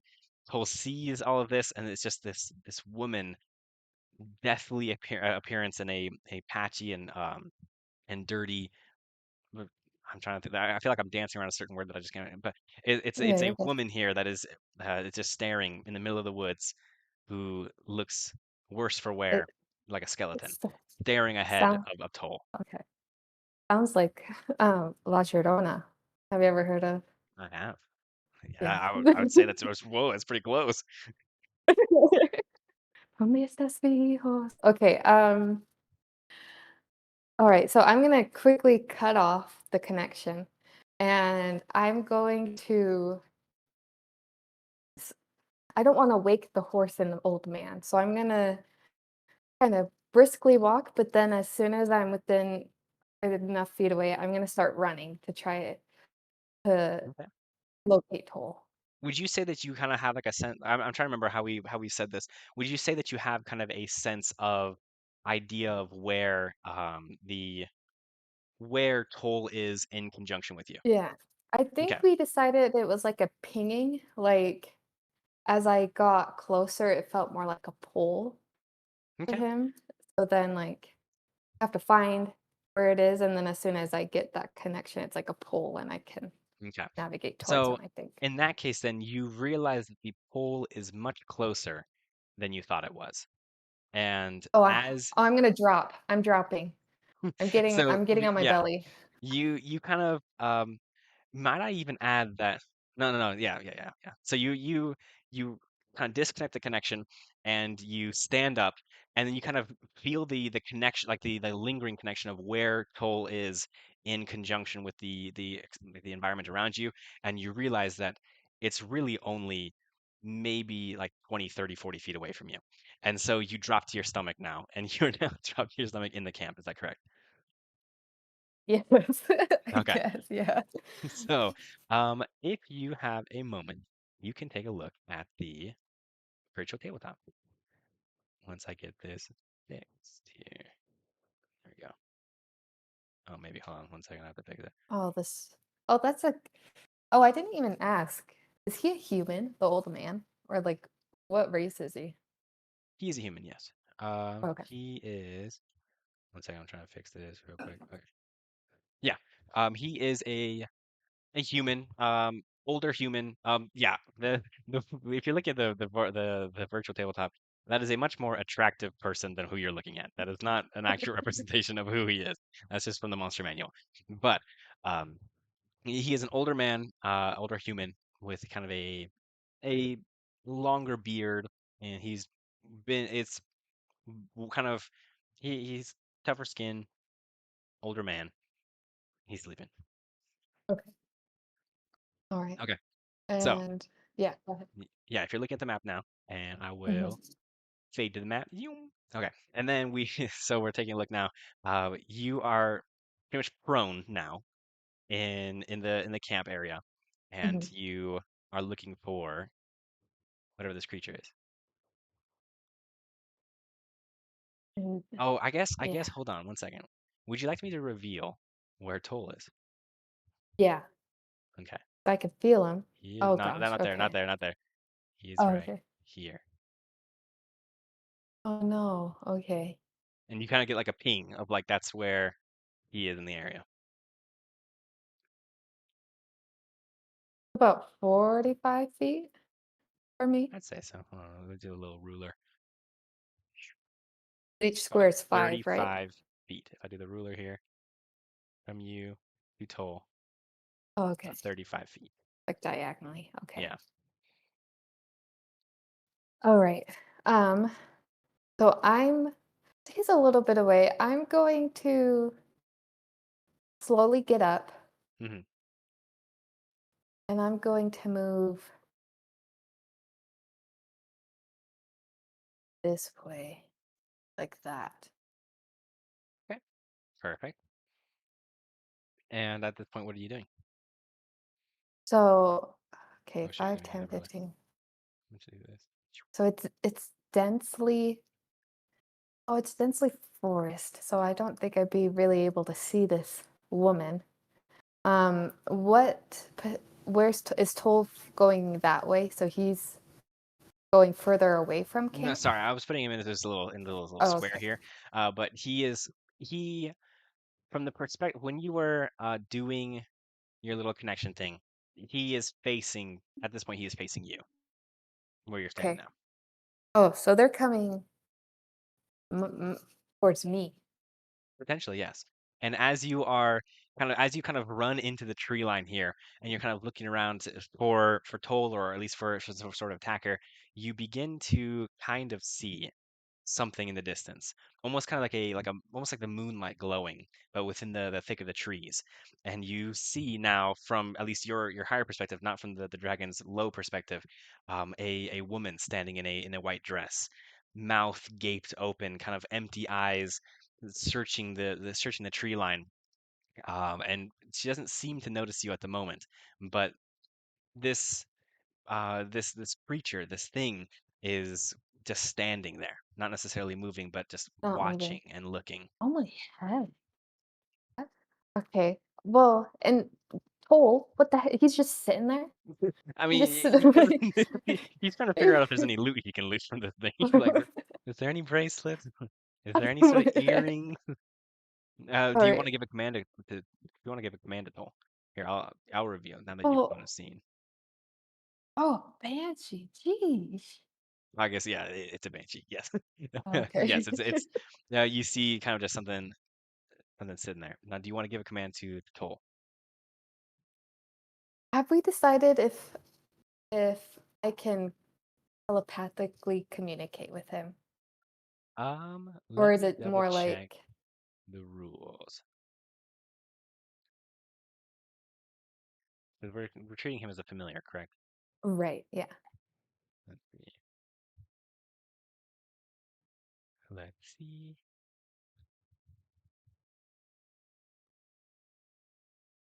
Amazing. So telepathic connection. So I'm looking at the spell Find Familiar, which Yeah. has the section telepathic connection. While your familiar is within 100 feet of you, you can communicate with it telepathically. Additionally, as a bonus action, you can see the familiar's eyes and hear what it hears until your start of the. And technically, I've added the smell what it smells too until the Okay. start of your next turn, gain the benefits of any special senses it has. So yeah, that works. So yes, you can telepathically communicate to it. So I would say that you can provide. I mean, what what did we decide? After 1 second, once I take a look at your companions, Tiny Fey, it understands common and draconic but can't speak. So you could Correct. talk to it from a distance, He can't just but talk he to me. can't. I mean, he Okay. can't respond to you. Yeah. So in that case, Ollie, in that case, I'm going to, and just so you're aware, when Toll and I are alone, I speak to him in Draconic since I speak that language. So it's, yeah, just a little Okay. tidbit there. So like, Um, are all your commands in draconic? Like when you're like mm, telepathically connecting? yeah, yeah. Okay, I dig it. But they give a little, well, so he's a It's dragon. Want to make him like you have feel like at a home. German attack dog. Yeah, yeah. All the rest of the yeah. Okay, continue. He knows it's me. um, yeah, so I'm going to like I don't know what draconic sounds like, but basically, I'll trust you that you that yeah, we'll pretend we know what it sounds we'll like, but pretend. I won't Yeah, ask you to speak in Draconic now. yeah. However, I will admit at one point when I was really into Skyrim, I tried there's like a website that teaches you how to speak. I forget what the language is. What they have a special name for it, but I was trying to learn how to speak Draconic because it actually is like a language you Oh, can learn. It's very complicated though. But continue. that's funny. Yeah, I'm gonna be like, "Ah, cool. I'm 20 feet ahead of you. Come my way. I got your bracelets in my pocket." And and and he is that is enough of convincing that he needs, and he begins to run straight towards you. Is that what you're wanting him to do? Yeah, Or because I just run didn't straight tell him towards to you? be sneaky, so he's gonna run. So you hear like leaves and branches like cracking and snapping as he begins to run. And as he begins to run, you see the banshee's head snap to its location, and it almost like the banshee watches Toll run by her as he kind of books it now, and he climbs up your leg and like happily like hops into your pocket now. But No. the banshee now is looking at you directly and sees where Toll has gone, and banshee's now staring at you. Um, Now hold on. At this point, you begin to feel kind of the darkness of the forest oppress you almost as you begin to feel more. It's almost like the eyes of this banshee have begun to kind of like grow into the dark pits of like the cheekbones. Oh, my dog's doing something. What's he doing out there? Now Like he's looking at me daughter, like guilty. father. Oh, I know. He's looking at me guilty like he realizes now I've whatever. So, the dark recesses of this kind of skeletal creature body begin to kind of darken, and I want you to make a wisdom saving throw. Oh man. Okay, that's my saving throw modifiers. You would think I'd get a little something. Oh no, Yeah, I'm charisma based, huh? Let's you are see. charisma based, yes. Cocked.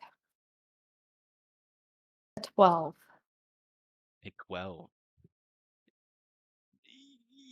Uh, I mean, so What you, happened? What happened? um, you try to like run almost like it's like your every kind of bone in your body like tells you to get out of there, but there's just something kind of paralyzingly captivating about this creature and its Interesting. mouth and like it's this creature is kind of just like you almost like feel as if it's like cold hands are like already gripping you even though it is still like feet away from you, and you are now frightened. You have the condition of frightened, which means that all of your ability and attack rolls are done with a disadvantage, and Okay. you cannot willingly approach the creature. Okay.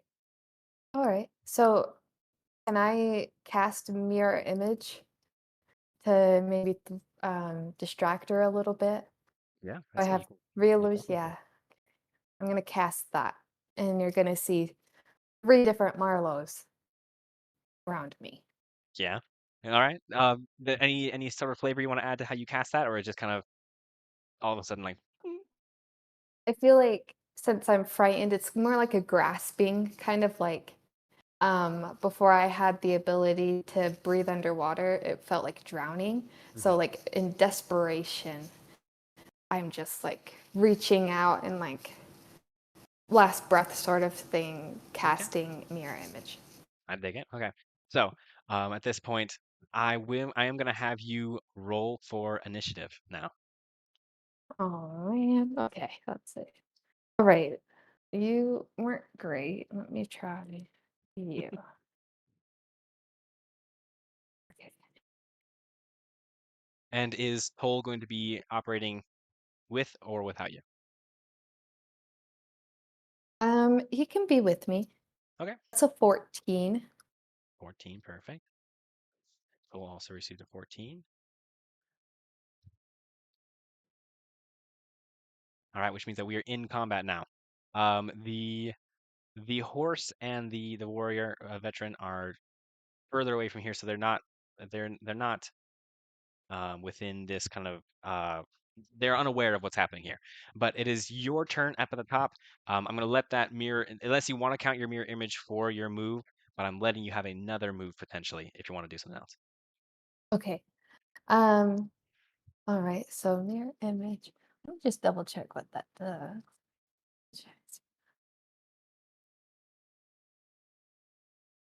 Okay. Now, is it kind of like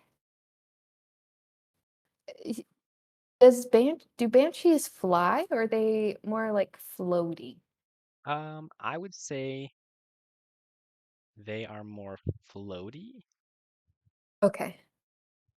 Um, Okay. yeah, I wouldn't necessarily say they fly, but like for like flavor, she kind of floats as she walks, but like there's not necessarily any stat that says that she is floating. So she's not necessarily Oh, like okay. levitating, but and so Okay. just for flavor, she is slightly hovering. Okay. Um, so with I'm afraid I can't move towards it, but I can still move, or am I You stuck can in still move. place? You just cannot willingly move towards the banshee. Okay. Ooh. Oh yeah.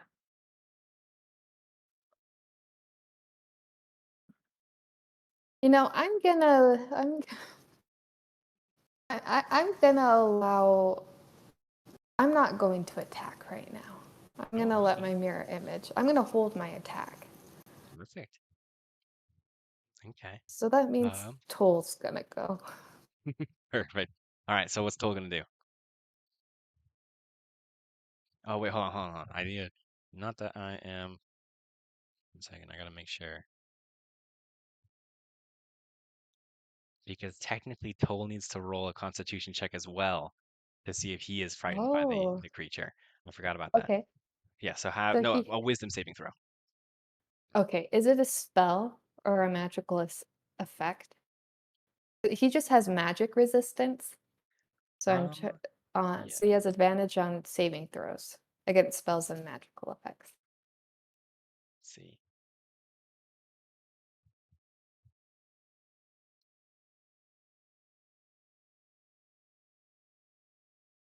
I don't think it is a spell.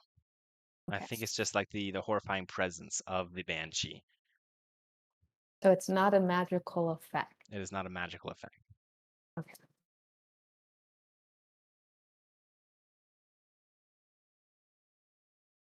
Well, he rolled a 17. A 17. Yeah, well, I mean, Oh, Cole's so nerves are an steeled. 18. An Yeah. 18. So he's ready to like roll, dude. He's not frightened by this banshee whatsoever. I mean, he was just like sniffing around at the feet of the banshee. Like obviously he wasn't phased. But yeah, he's That's ready to like true. step in and do some damage here. And so he's not frightened by the banshee and is able to and none of those things that are applying to you apply to him. And Cool. Okay, cool. he is immune from the banshee's horrifying for 24 hours. So he's not Oh. getting scared anytime soon. All right, so okay, let me. Cole has movement speed of he can. Oh, geez. He has 60 feet of flying? Is that right? What? Or 15 feet? Yeah, look at his speed. If you have a pseudo dragon pulled up. Yes, 15 feet of running, 60 feet of flying. Okay, 5, 10. Okay, it doesn't matter. Okay, we're about the same. 5, 10, 15. Okay, so Toll is gonna run. He's Okay. gonna poof, poof. He's gonna Perfect, perfect. get in front of the banshee, kind of like one of those like little small dogs Yeah. that are annoying and like they start barking at you. Starts running up, yeah. Yeah. And he's going to try to bite the banshee. Perfect. Try to bite the banshee. Okay. Roll to Yes. attack.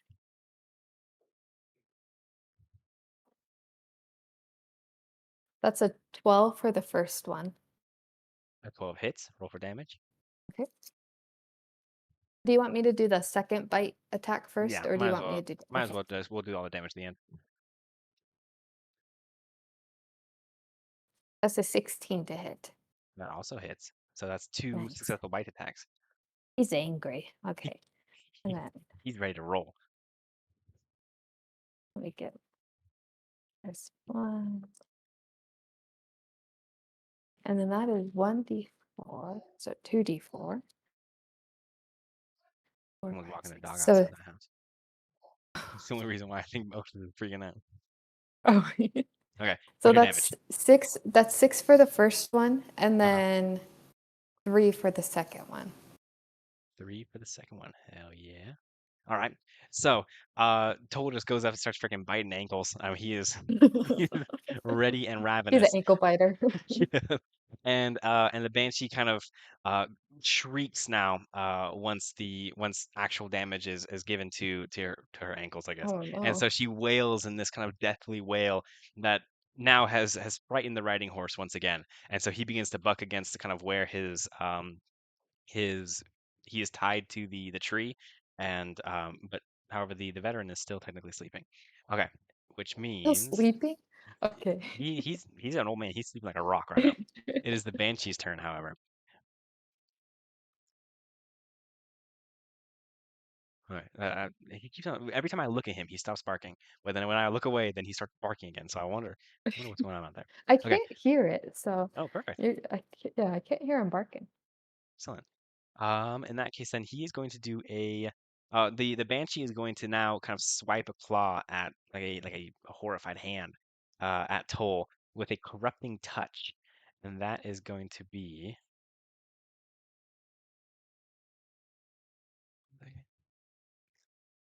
a natural 20. It was a Oh my natural heck.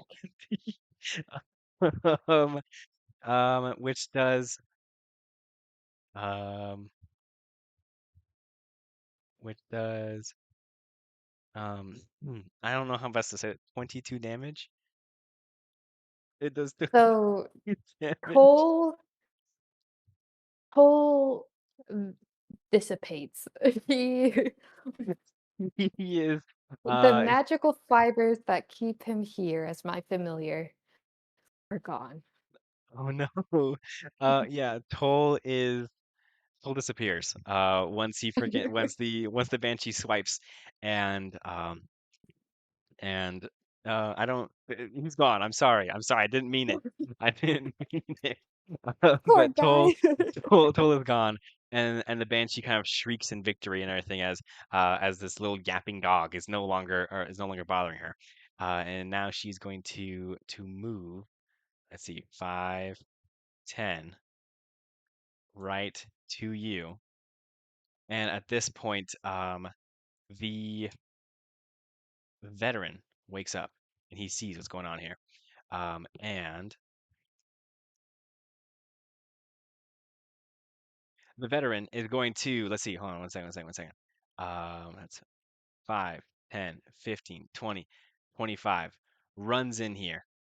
Like it's almost like you didn't even see him like get up and everything, but like with absolute like unlike any old man you've ever seen, runs in with his short sword, and he's gonna attempt to do a little bit of damage here. With a 19 that hits, plus 9 points of damage for the banshee. He runs in with his great sword and swipes at the banshee and slices kind of her arm on the side and delivers some damage here. And he kind of is he begins to try and goes, "What's going on? Where did this thing come from?"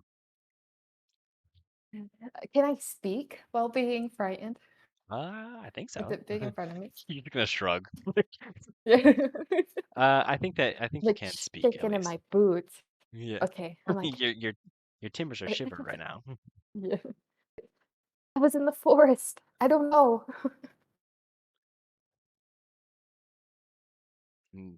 Yeah. This says nothing about how you cannot. It doesn't say anything about not being able to speak. So you think you're good. Okay. Perfect. Which means it now is up at top for you. You can make another wisdom saving throw to see if you're able to no longer be frightened. All right. Well, I just saw this freaking stick of a head take out my familiar toll. Let's see. Honestly. Let's see if that's enough to snap you out of it. It's a 9. A 9, you are still frightened. The sight of Toll being Yeah. ripped from this reality just seems to kind of reinstate your fear here. And you are still frightened, which means you cannot move towards them and you have disadvantage on ability and attack rolls. Okay. So, let's see. I'm going to um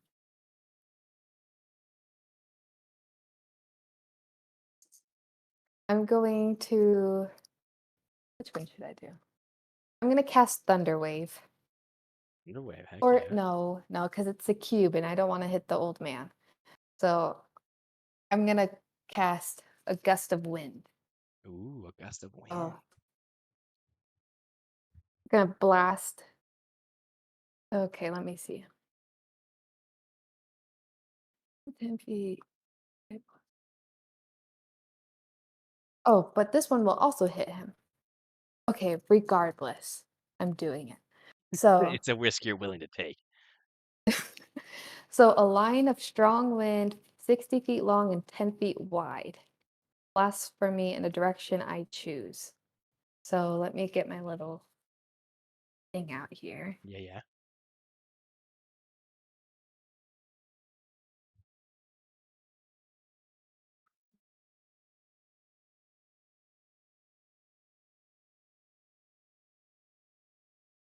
Working. Mm, yeah, I just don't. I need to practice using this a little bit more. Okay, so 60-foot long. So that's just going to be this whole thing right here.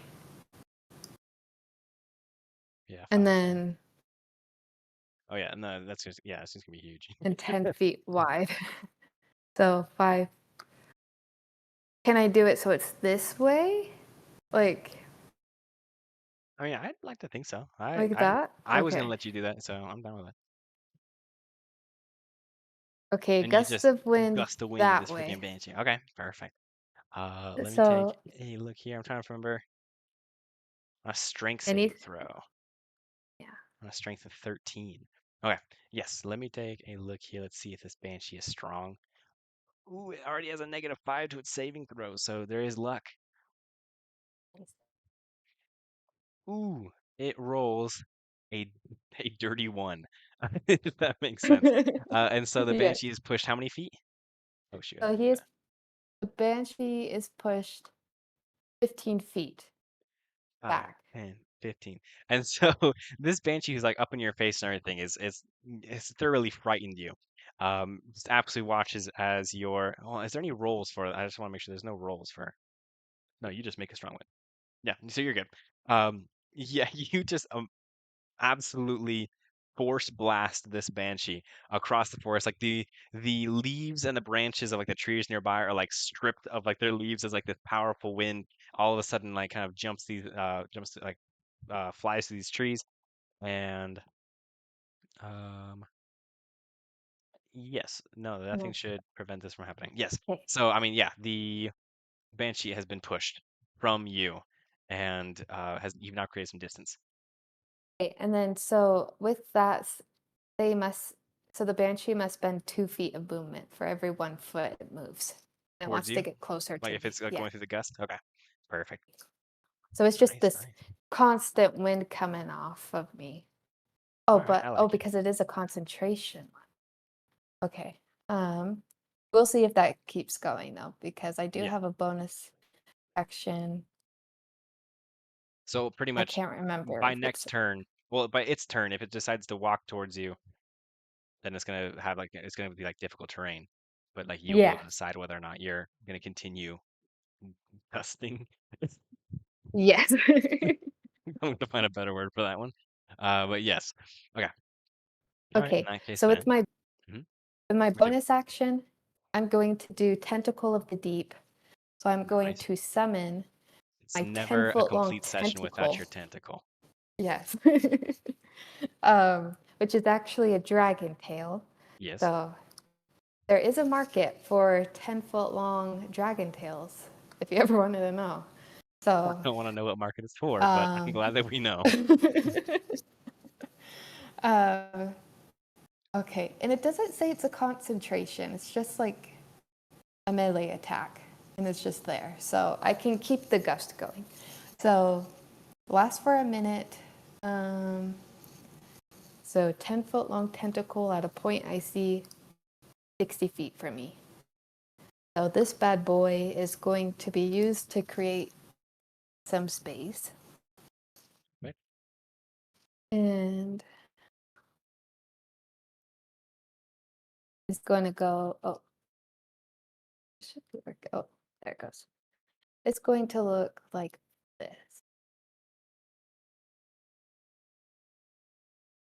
Nice, nice. I like the little And dragon then, tail here. yeah. And since the banshee is within 10 feet of it, it's going to attack. Perfect. Okay. Yeah. Roll to Okay. attack.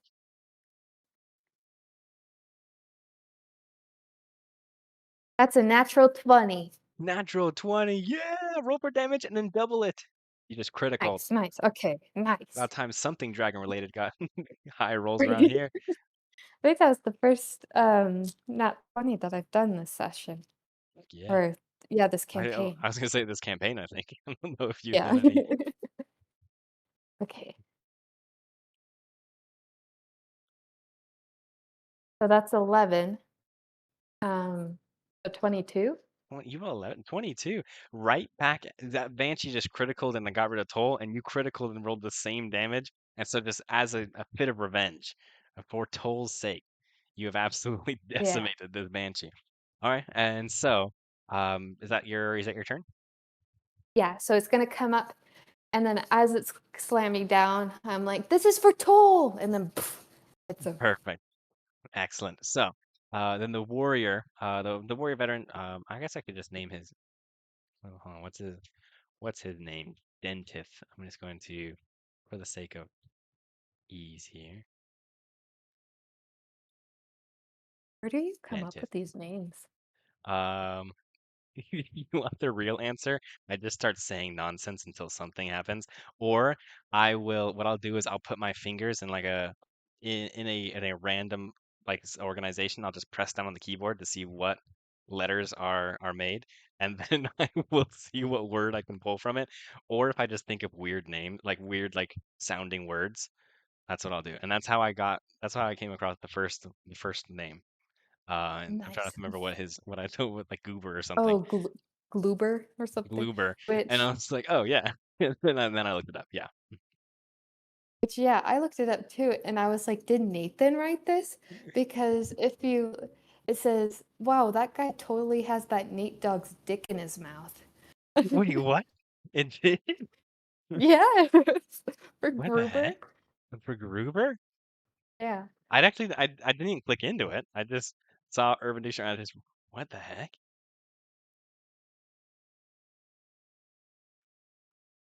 What the heck? That's hilarious. And then I had to look, I was like, oh no, that's 2009. That wasn't today. Oh no, I could have done that when I was 9 years old. I believe it.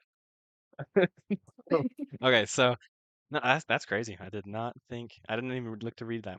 Who knows? Maybe I was destined for the name Gruber anyways. But okay, so the warrior here is going to is kind of just sees all of a sudden this dragon tail with not only like your gust of wind, which I mean he's familiar with magic users, that wasn't too big of a thing, but the big old dragon tail that just came out of the ground and like absolutely smacked the crap out of this banshee. This one that's gonna throw him through a little bit of spin, and he kind of he looks back and he's kind of he goes, like you just tell he's confused and he's not gonna do any sort of action at this point because he is dazed and confused at what's going on here, and Oh it my kind of heck. catches him by surprise, which means it's the Banshee's turn. And you're telling me that the dragon tail like landed on the Banshee, correct? Like it kind of like smacked the Banshee into the ground. I'm thinking it kind of the way that it is right here. So you see that bottom part? Oh, I can do my little pointer. Your little laser pointer, yeah. Yeah, let me see. My my point and ping. So this point right here, Hmm. it came out and like kind of slapped him. It was like I get you. and So reset in that so position. in that case, then I want to make sure I'm clear here. This is the point of origin right here, and then this is the end of the tail. Yeah. Okay, okay, perfect. All right. So yeah, so it smacked the crap out of Banshee. That's perfectly fine. So the Banshee is now the Banshee in kind of a fit of undead determination is going to begin to walk back towards you through the gust. So now pretty much its speed is oh, actually, I'm taking a look here. The Banshee has 5 feet of walking, 40 feet of flying. So I am led to believe that the Banshee flies, or at least kind of hovers, kind of. And so, does that affect anything Oh, okay. that you were doing? Yes, but that's okay. Oh shoot! Like hold on, like what? Like it's like serious? Like, are we gonna talk about something real quick? No, no. No, yeah, this all of this wouldn't happen if you would have just told me. No. Yeah, if it was flying, I would have done something completely different. No, Okay, it's fine. I was gonna use a different spell if this banshee, if she could fly, but I it's see, all I said see. and done. Okay. No, nowhere in the stat does it say that she flies, but I was just looking at like the D&D Beyond where like it has like a little like stat thing. I guess I should have read the movement. Yeah, It no says say worries. fly. Yeah. No. Yeah. Yeah. Okay. But nonetheless, they're gonna try to fly towards you. It takes twice as much movement to move through the gust. Is that correct? Yes, so For every yeah, like 1 foot twice is as 2 feet. much. Yeah, Okay. every yep. So the banshee begins to move. So that's gonna be 10. But the thing is, as it you see almost its body kind of I don't really know how to describe it here. What are you drawing right now? Is it like Sorry. a I little was trying to decorate the tail. trying to bring your tail? Does your tail Yeah. have help to it? No, not at all. Okay. I Uh, don't think so. Let me okay, double perfect. check, but I'm pretty sure it doesn't. It begins to kind of like phase through the dragon tail as if like the dragon tail isn't even there. It kind of like hovers through the tail. So that's a 10, 20, Yeah, because it's a 30. spectral tentacle. Perfect. So Gotta love the Oh, spectral tentacles. and I don't know, this probably changes things as Uh-oh. well, because I didn't tell you. Um, Now we're both keeping secrets. we are keeping secrets. But some are better left kept. It's cold damage. Cold damage. So I don't know if she is resistant or immune to cold damage. Um, what's the dog doing? Stop barking, dog. Um, technically, it is immune to cold damage, Okay. but I'm gonna Immune? let Oh it is god. immune to cold damage. I'm gonna let the first one go just because it's already been done, and I thought it was cool what you did, and so I'm not gonna be all crazy about it. But technically, it is immune to cold damage, and so the tail might not work again. That's what I'll say there. But I still thought it was a cool rule of cool, and I'm gonna go for it. But the banshee is able to, with its 40 feet of movement speed, that's 10, 20, 30. It's still kind of, you can see it kind of flying desperately through this gust of wind that you're creating, and so it's almost like kind of clawing and like swimming up towards you through this gust of wind, and it finally gets to you, and Oh, it will I didn't. attack. Huh? Oh, I did roll to see if I was still frightened. I did. Yeah, we're good. Yes, yes. And it's going to roll to attack. Dang, I gotta stop rolling so high. Does a 20 hit you? Oh my, does a 20 Not, hit me? not a natural 20, just a regular 20. Oh, yeah. Sorry. Yes. See, Yeah. yeah, I don't know why you got me all that sass. It's just a regular 20, not a natural 20. Regulatory. And Yes, so in fact, it does.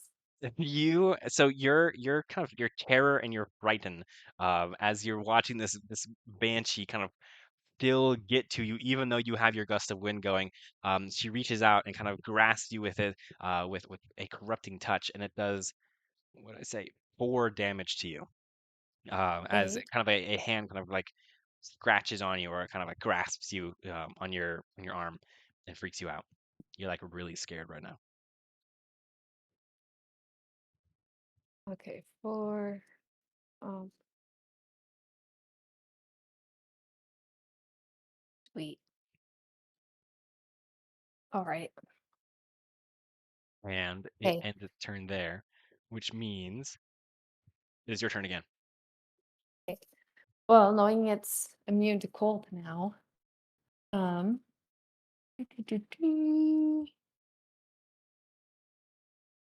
I'm going.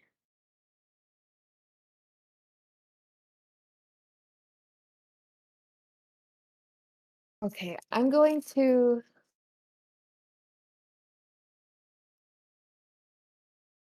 gonna do lightning lure Lightning to see lure. if it's Okay, yeah, okay. see if it's immune to lightning. Um, so I create a lash of lightning energy that strikes at one creature of your choice that you Mhm. see within 15 feet of you. It says to be pulled to me up to 10 feet. I'm gonna say it's already towards me, so it doesn't really No need to need to be pull. pulled. Um, Okay. and then it's basically if it's close to me, it takes 1d8 lightning damage. Heck yeah. All right. So what does that look like? I think this is your first time ever casting lightning lure, so I want to know what it looks like when you cast it. All And are right, you able to do so this at the same time as your gust, or are you dropping the gust? it's at will. Excellent. It's a Okay. cantrip. So Wait, so you like know when you're theoretically, if you're doing the gust of wind, you're also doing a lightning lure to like pull it through the gust of wind that you're making? Can you- yes, but regardless, it's already here. Yes. Um, so you know how like when you're I don't know if you've have you been to Goblin Valley? Yeah. Or I've been like to Goblin. okay, I Well, a but while ago, and I'm curious on where yeah. this is going, but I'm excited. Well, basically in my so you know when you're in that pit with all the goblins, Yeah, yeah. um and when there's a storm coming, if you're up on top of one of the goblins, your hair starts floating up because you're about to get hit by lightning. Oh, yeah, yeah, yeah. Yeah. Yeah. I've never So done it, basically but I'm aware that that happens. Yes. okay. Well, I guess the Goblin Valley, you don't have to think of that. But basically, so it's kind of like that. It's like staticky. Hmm. My hair starts floating up. Um, And then, yeah, like any spell, my eyes turn blue. Dang Well, it. like a deeper blue, like my Yeah. pupils are gone. Um, Staticky, and then you kind of can feel the electricity in the air, and things kind of turn hazy, like you're in an electrical cloud, and then boom, you're hit.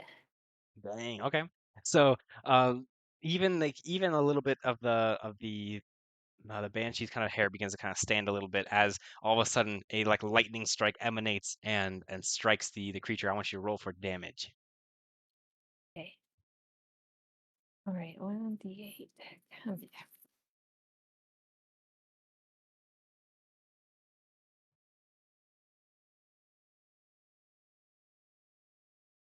That was a 2.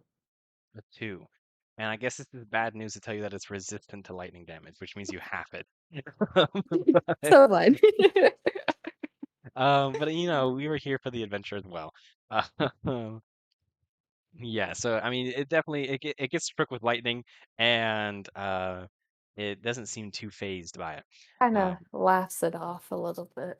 yes, All right. but dentist here, which now that kind of sounds like dentist. Dentist here, Yeah, is that's going perfect. to run up with a. Oh, 1 second. I'm taking a look.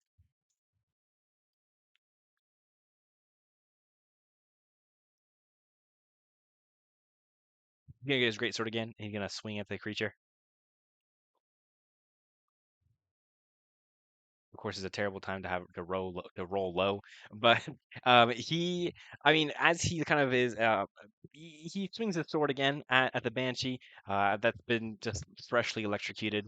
Kind of, the banshee is able to kind of like, in a kind of an incorporeal state, kind of wisp around the sword as the warrior swings at the banshee and misses ultimately, which means that it's now Oh the no. banshee's turn again. And this time the banshee kind of sees that there's also someone here trying to attack it, and is going to instead of attacking you, attack the dentist. Um, the more I'm saying dentist, the less I like the name. So hopefully, hopefully this dude, that's a 15 to hit. Dang, I've been rolling nothing but high numbers here, but isn't enough to attack the veteran here. And so, Banshee turns and with like kind of both hands like grasps onto the warrior here, and the warrior, like, even though he's like wearing armor and everything, like it's not affecting him, but the creature is now up in his face, and I need to roll a constitution for Dentith to see if he is frightened. Actually, I forgot to do that. He actually fails the save here, which makes it, which adds to the narrative now. He is We're all now scared. thoroughly frightened. Yeah, well, he's thoroughly frightened. Well, not the banshee. The banshee's not really that scared, Yeah. but but the veteran is very scared. As all of a sudden this banshee is now like kind of right in his face and kind of wails this screaming wail, um, point blank here, which means it is your turn now up at the top Okay, so and I need to roll if I'm still afraid, if you're still right? frightened. And it's a wisdom. Okay. It is a wisdom, yes. All right, that was a 3, so I'm still scared. Oh, Um, all right, you're banshee's going just that very way. scary. And then, so with me being frightened, is my movement speed halved? I can't remember if you said anything like It that. is not half, but you just can't move willingly towards the creature. All right, so with that being said, I'm going to run this way towards the horse. Let me With the see. horse, perfect. And are you moving Yes. out of range of the banshee? Oh my heck. Just a question. Yeah, just a question. All right, well, in that case, let me see. Actions. I'm gonna disengage You can disengage. Okay, okay. and run. And run, 5, perfect. 10, 15, 20. Do the riding horse. I'm by the horse. Okay. Um, is the horse still bucking and stuff? I'd say yeah. And the Okay. and the leather straps that it's attached to the tree with are wearing thin because it's been bucking so much like this entire time. Okay. Okay. As I only really have my bonus action left. And then let me see what happens to the gust of wind. I don't know if it like follows me. Um, let's see. Any creature in the line. The range area is self. I'm led to believe that as long as you're concentrating on it. Oh, and we'll have to remember to do this, but since Mhm. since the banshee is in the line of the wind, every time it ends its turn there, it Oh, must it gets. make a strength save to see if it gets Oh, pushed back. let me do a strength check real quick. Or say a strength saving throw.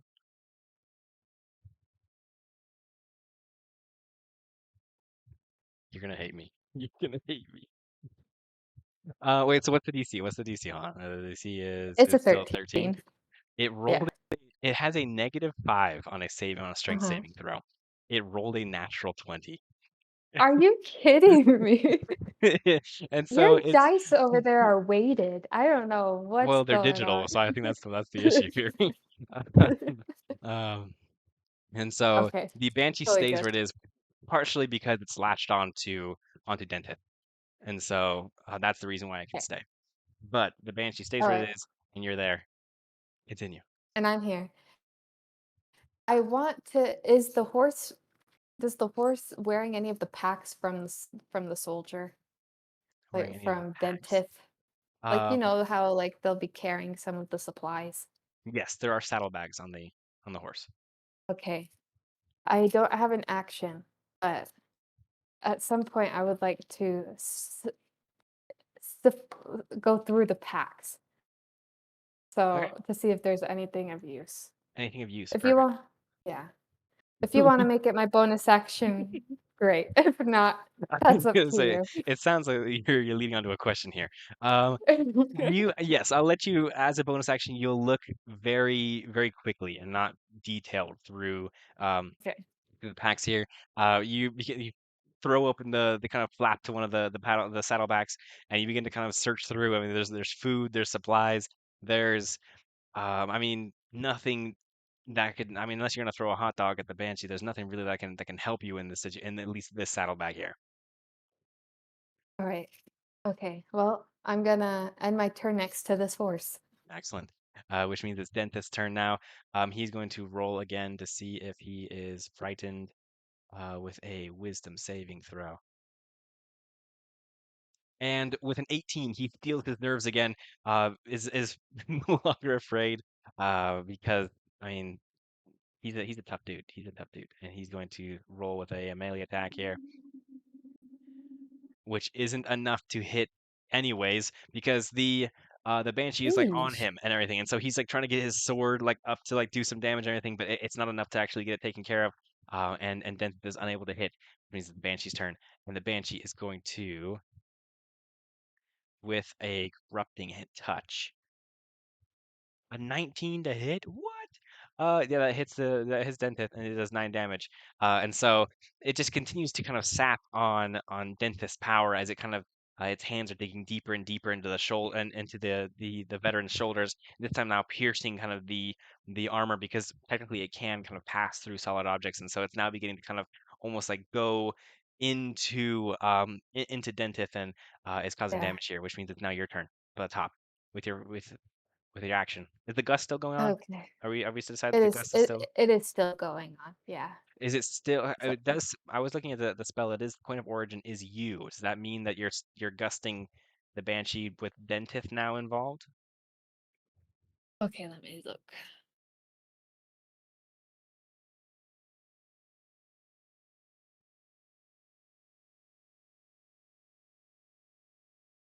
Okay. From me in a direction I choose for the duration.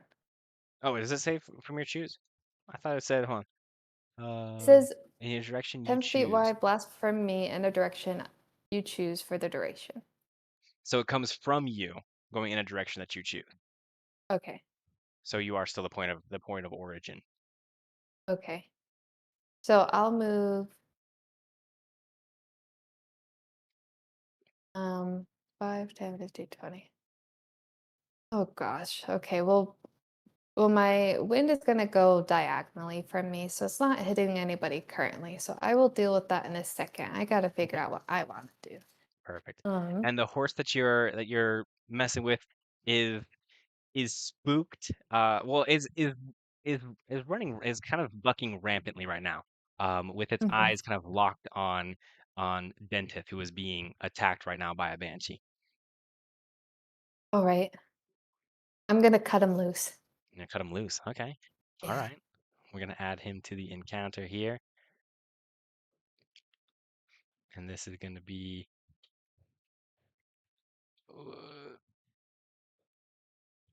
Okay. 1 second. I'm taking a look here. I'm seeing.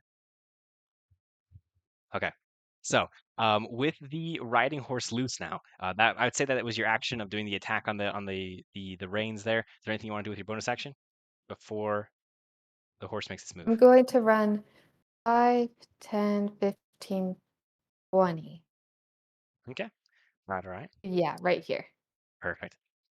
All right. Which And so the means gust of wind will go that way. Yeah. excellent. Yeah. No, so now we're back in range of the banshee, right? Yeah. Perfect. I am so they have the same initiative, Dentith and the riding horse. So I'm gonna have the riding horse go first before Dentith because the riding horse, though he has been considered a scaredy cat and a wuss at times, now of all times is when he chooses to to actually make this to jump into the battle here. So with an 18 to hit, which does hit. The horse is going to the horse runs okay first. The horse runs 5, It's a big 10. horse. I was looking at that. I was like, why is the horse so large? And then I pulled up what an ancient dragon like I was like, like that looks way huge. And then I pulled up what an ancient Yes. dragon looks like in comparison. I guess the riding horse is accurate, but it's technically Oh. it's a medium creature. You are a medium creature. This is a large creature, but still, Oh, okay. that's like 10 feet by 10 feet. I guess that fits, Mhm. but he kind of like fits in like right here ish. Like he gets in right here to, or he's right here. He's do 5, 10, 15. He'll go back from around, and he's gonna attack the banshee here, with a hooves attack, which does 9 damage, and oh, not quite enough. But the the horse kind of runs up and immediately kind of does like a little like kind of like runs, lands on its front feet or front hooves, and then flips around and with his back hooves kind of does like a running kick at the banshee, and the banshee is knocked senseless for a moment. While it's incorporeal going into Dentith, um, the hooves hit nothing but flesh when it comes to the banshee, and the banshee gets rocked for a brief moment, um, meaning that it's now Dentith's turn. Dentith now having the ability, he's going to roll again to he's going to now roll his move to see if he is still scared. We're going to do saving throw. He is still afraid, but he's going to attempt to attack now that he has a moment with disadvantage, which does a Ooh, he rolled a natural 20, but it was with He's disadvantage. He is rolled a 9. afraid. And so, Oh, okay. but it still hits though. It still hits, and he can do some damage here. And I apologize for stealing your. Oh wait, hold on 1 second. Okay, yeah, I still apologize for stealing your kill, but Denith, uh, Dentith Oh, is good. able to shove the banshee off, and he drives the sword deep into the heart of the white-haired banshee. The banshee shrieks as her hands kind of like claw on the sword as she's still trying to like get to the Dentith, but she eventually begins to like dissipate towards like her feet, and the end of her dress begin to kind of turn into mist, and her whole body just sort of turns into mist, and she's screaming the entire time, but as her mouth kind of like dissipates into the wind, this scream goes along with it, and all of a sudden the forest is quiet again, and there's no more banshee. Oh my Success. heck. That that if it showed what Marlow can go up against, or like that definitely showed that banshees, I we didn't do realize not how come across them.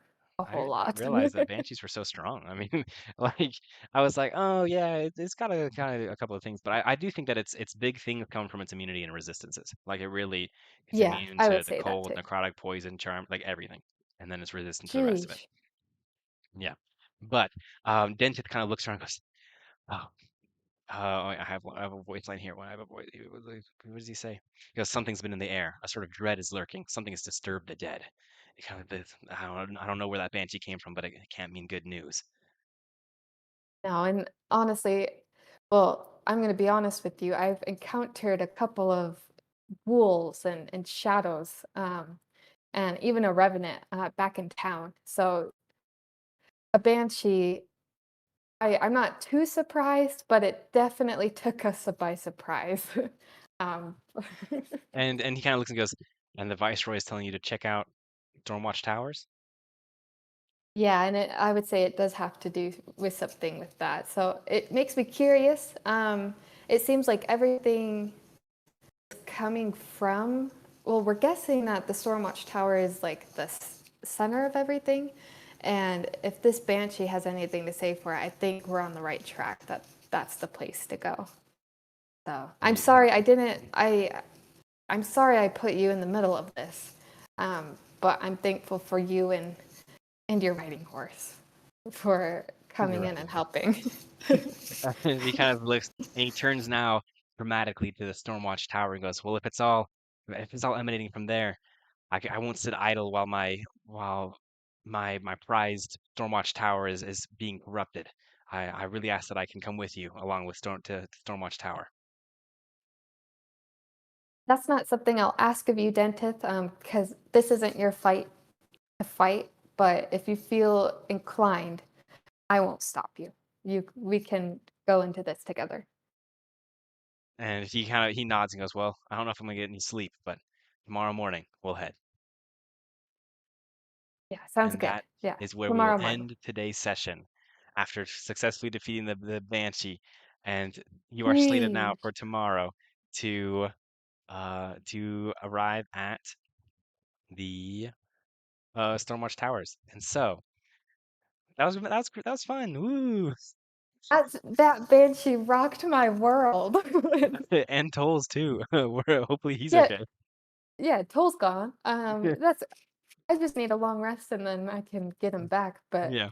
geez. Oh, geez. But to anyone who is here now, who has stuck around the entire session, we really thank you for sticking around, and we hope to continue to um, provide some good sessions for you. But this is me signing off, I guess. And Megan, do you want to sign off too? Yeah, hopefully my luck goes better than Marlowe's today, um, as everyone else is watching. But thank you so much for tuning in, and we'll see if we can start at 6:30 tomorrow morning. Oh, not tomorrow That'll be morning. the continual Next goal. week. Yes. Definitely. But See if we hit um, it. yeah, but of course, if you missed some of the session, a recorded version as well as an audio only version will be posted this Friday. And you can also check out our YouTube for our past sessions as well if you want to get caught up on the limited history that we have now. But thank you so much for tuning in, and we'll see you next time. See ya.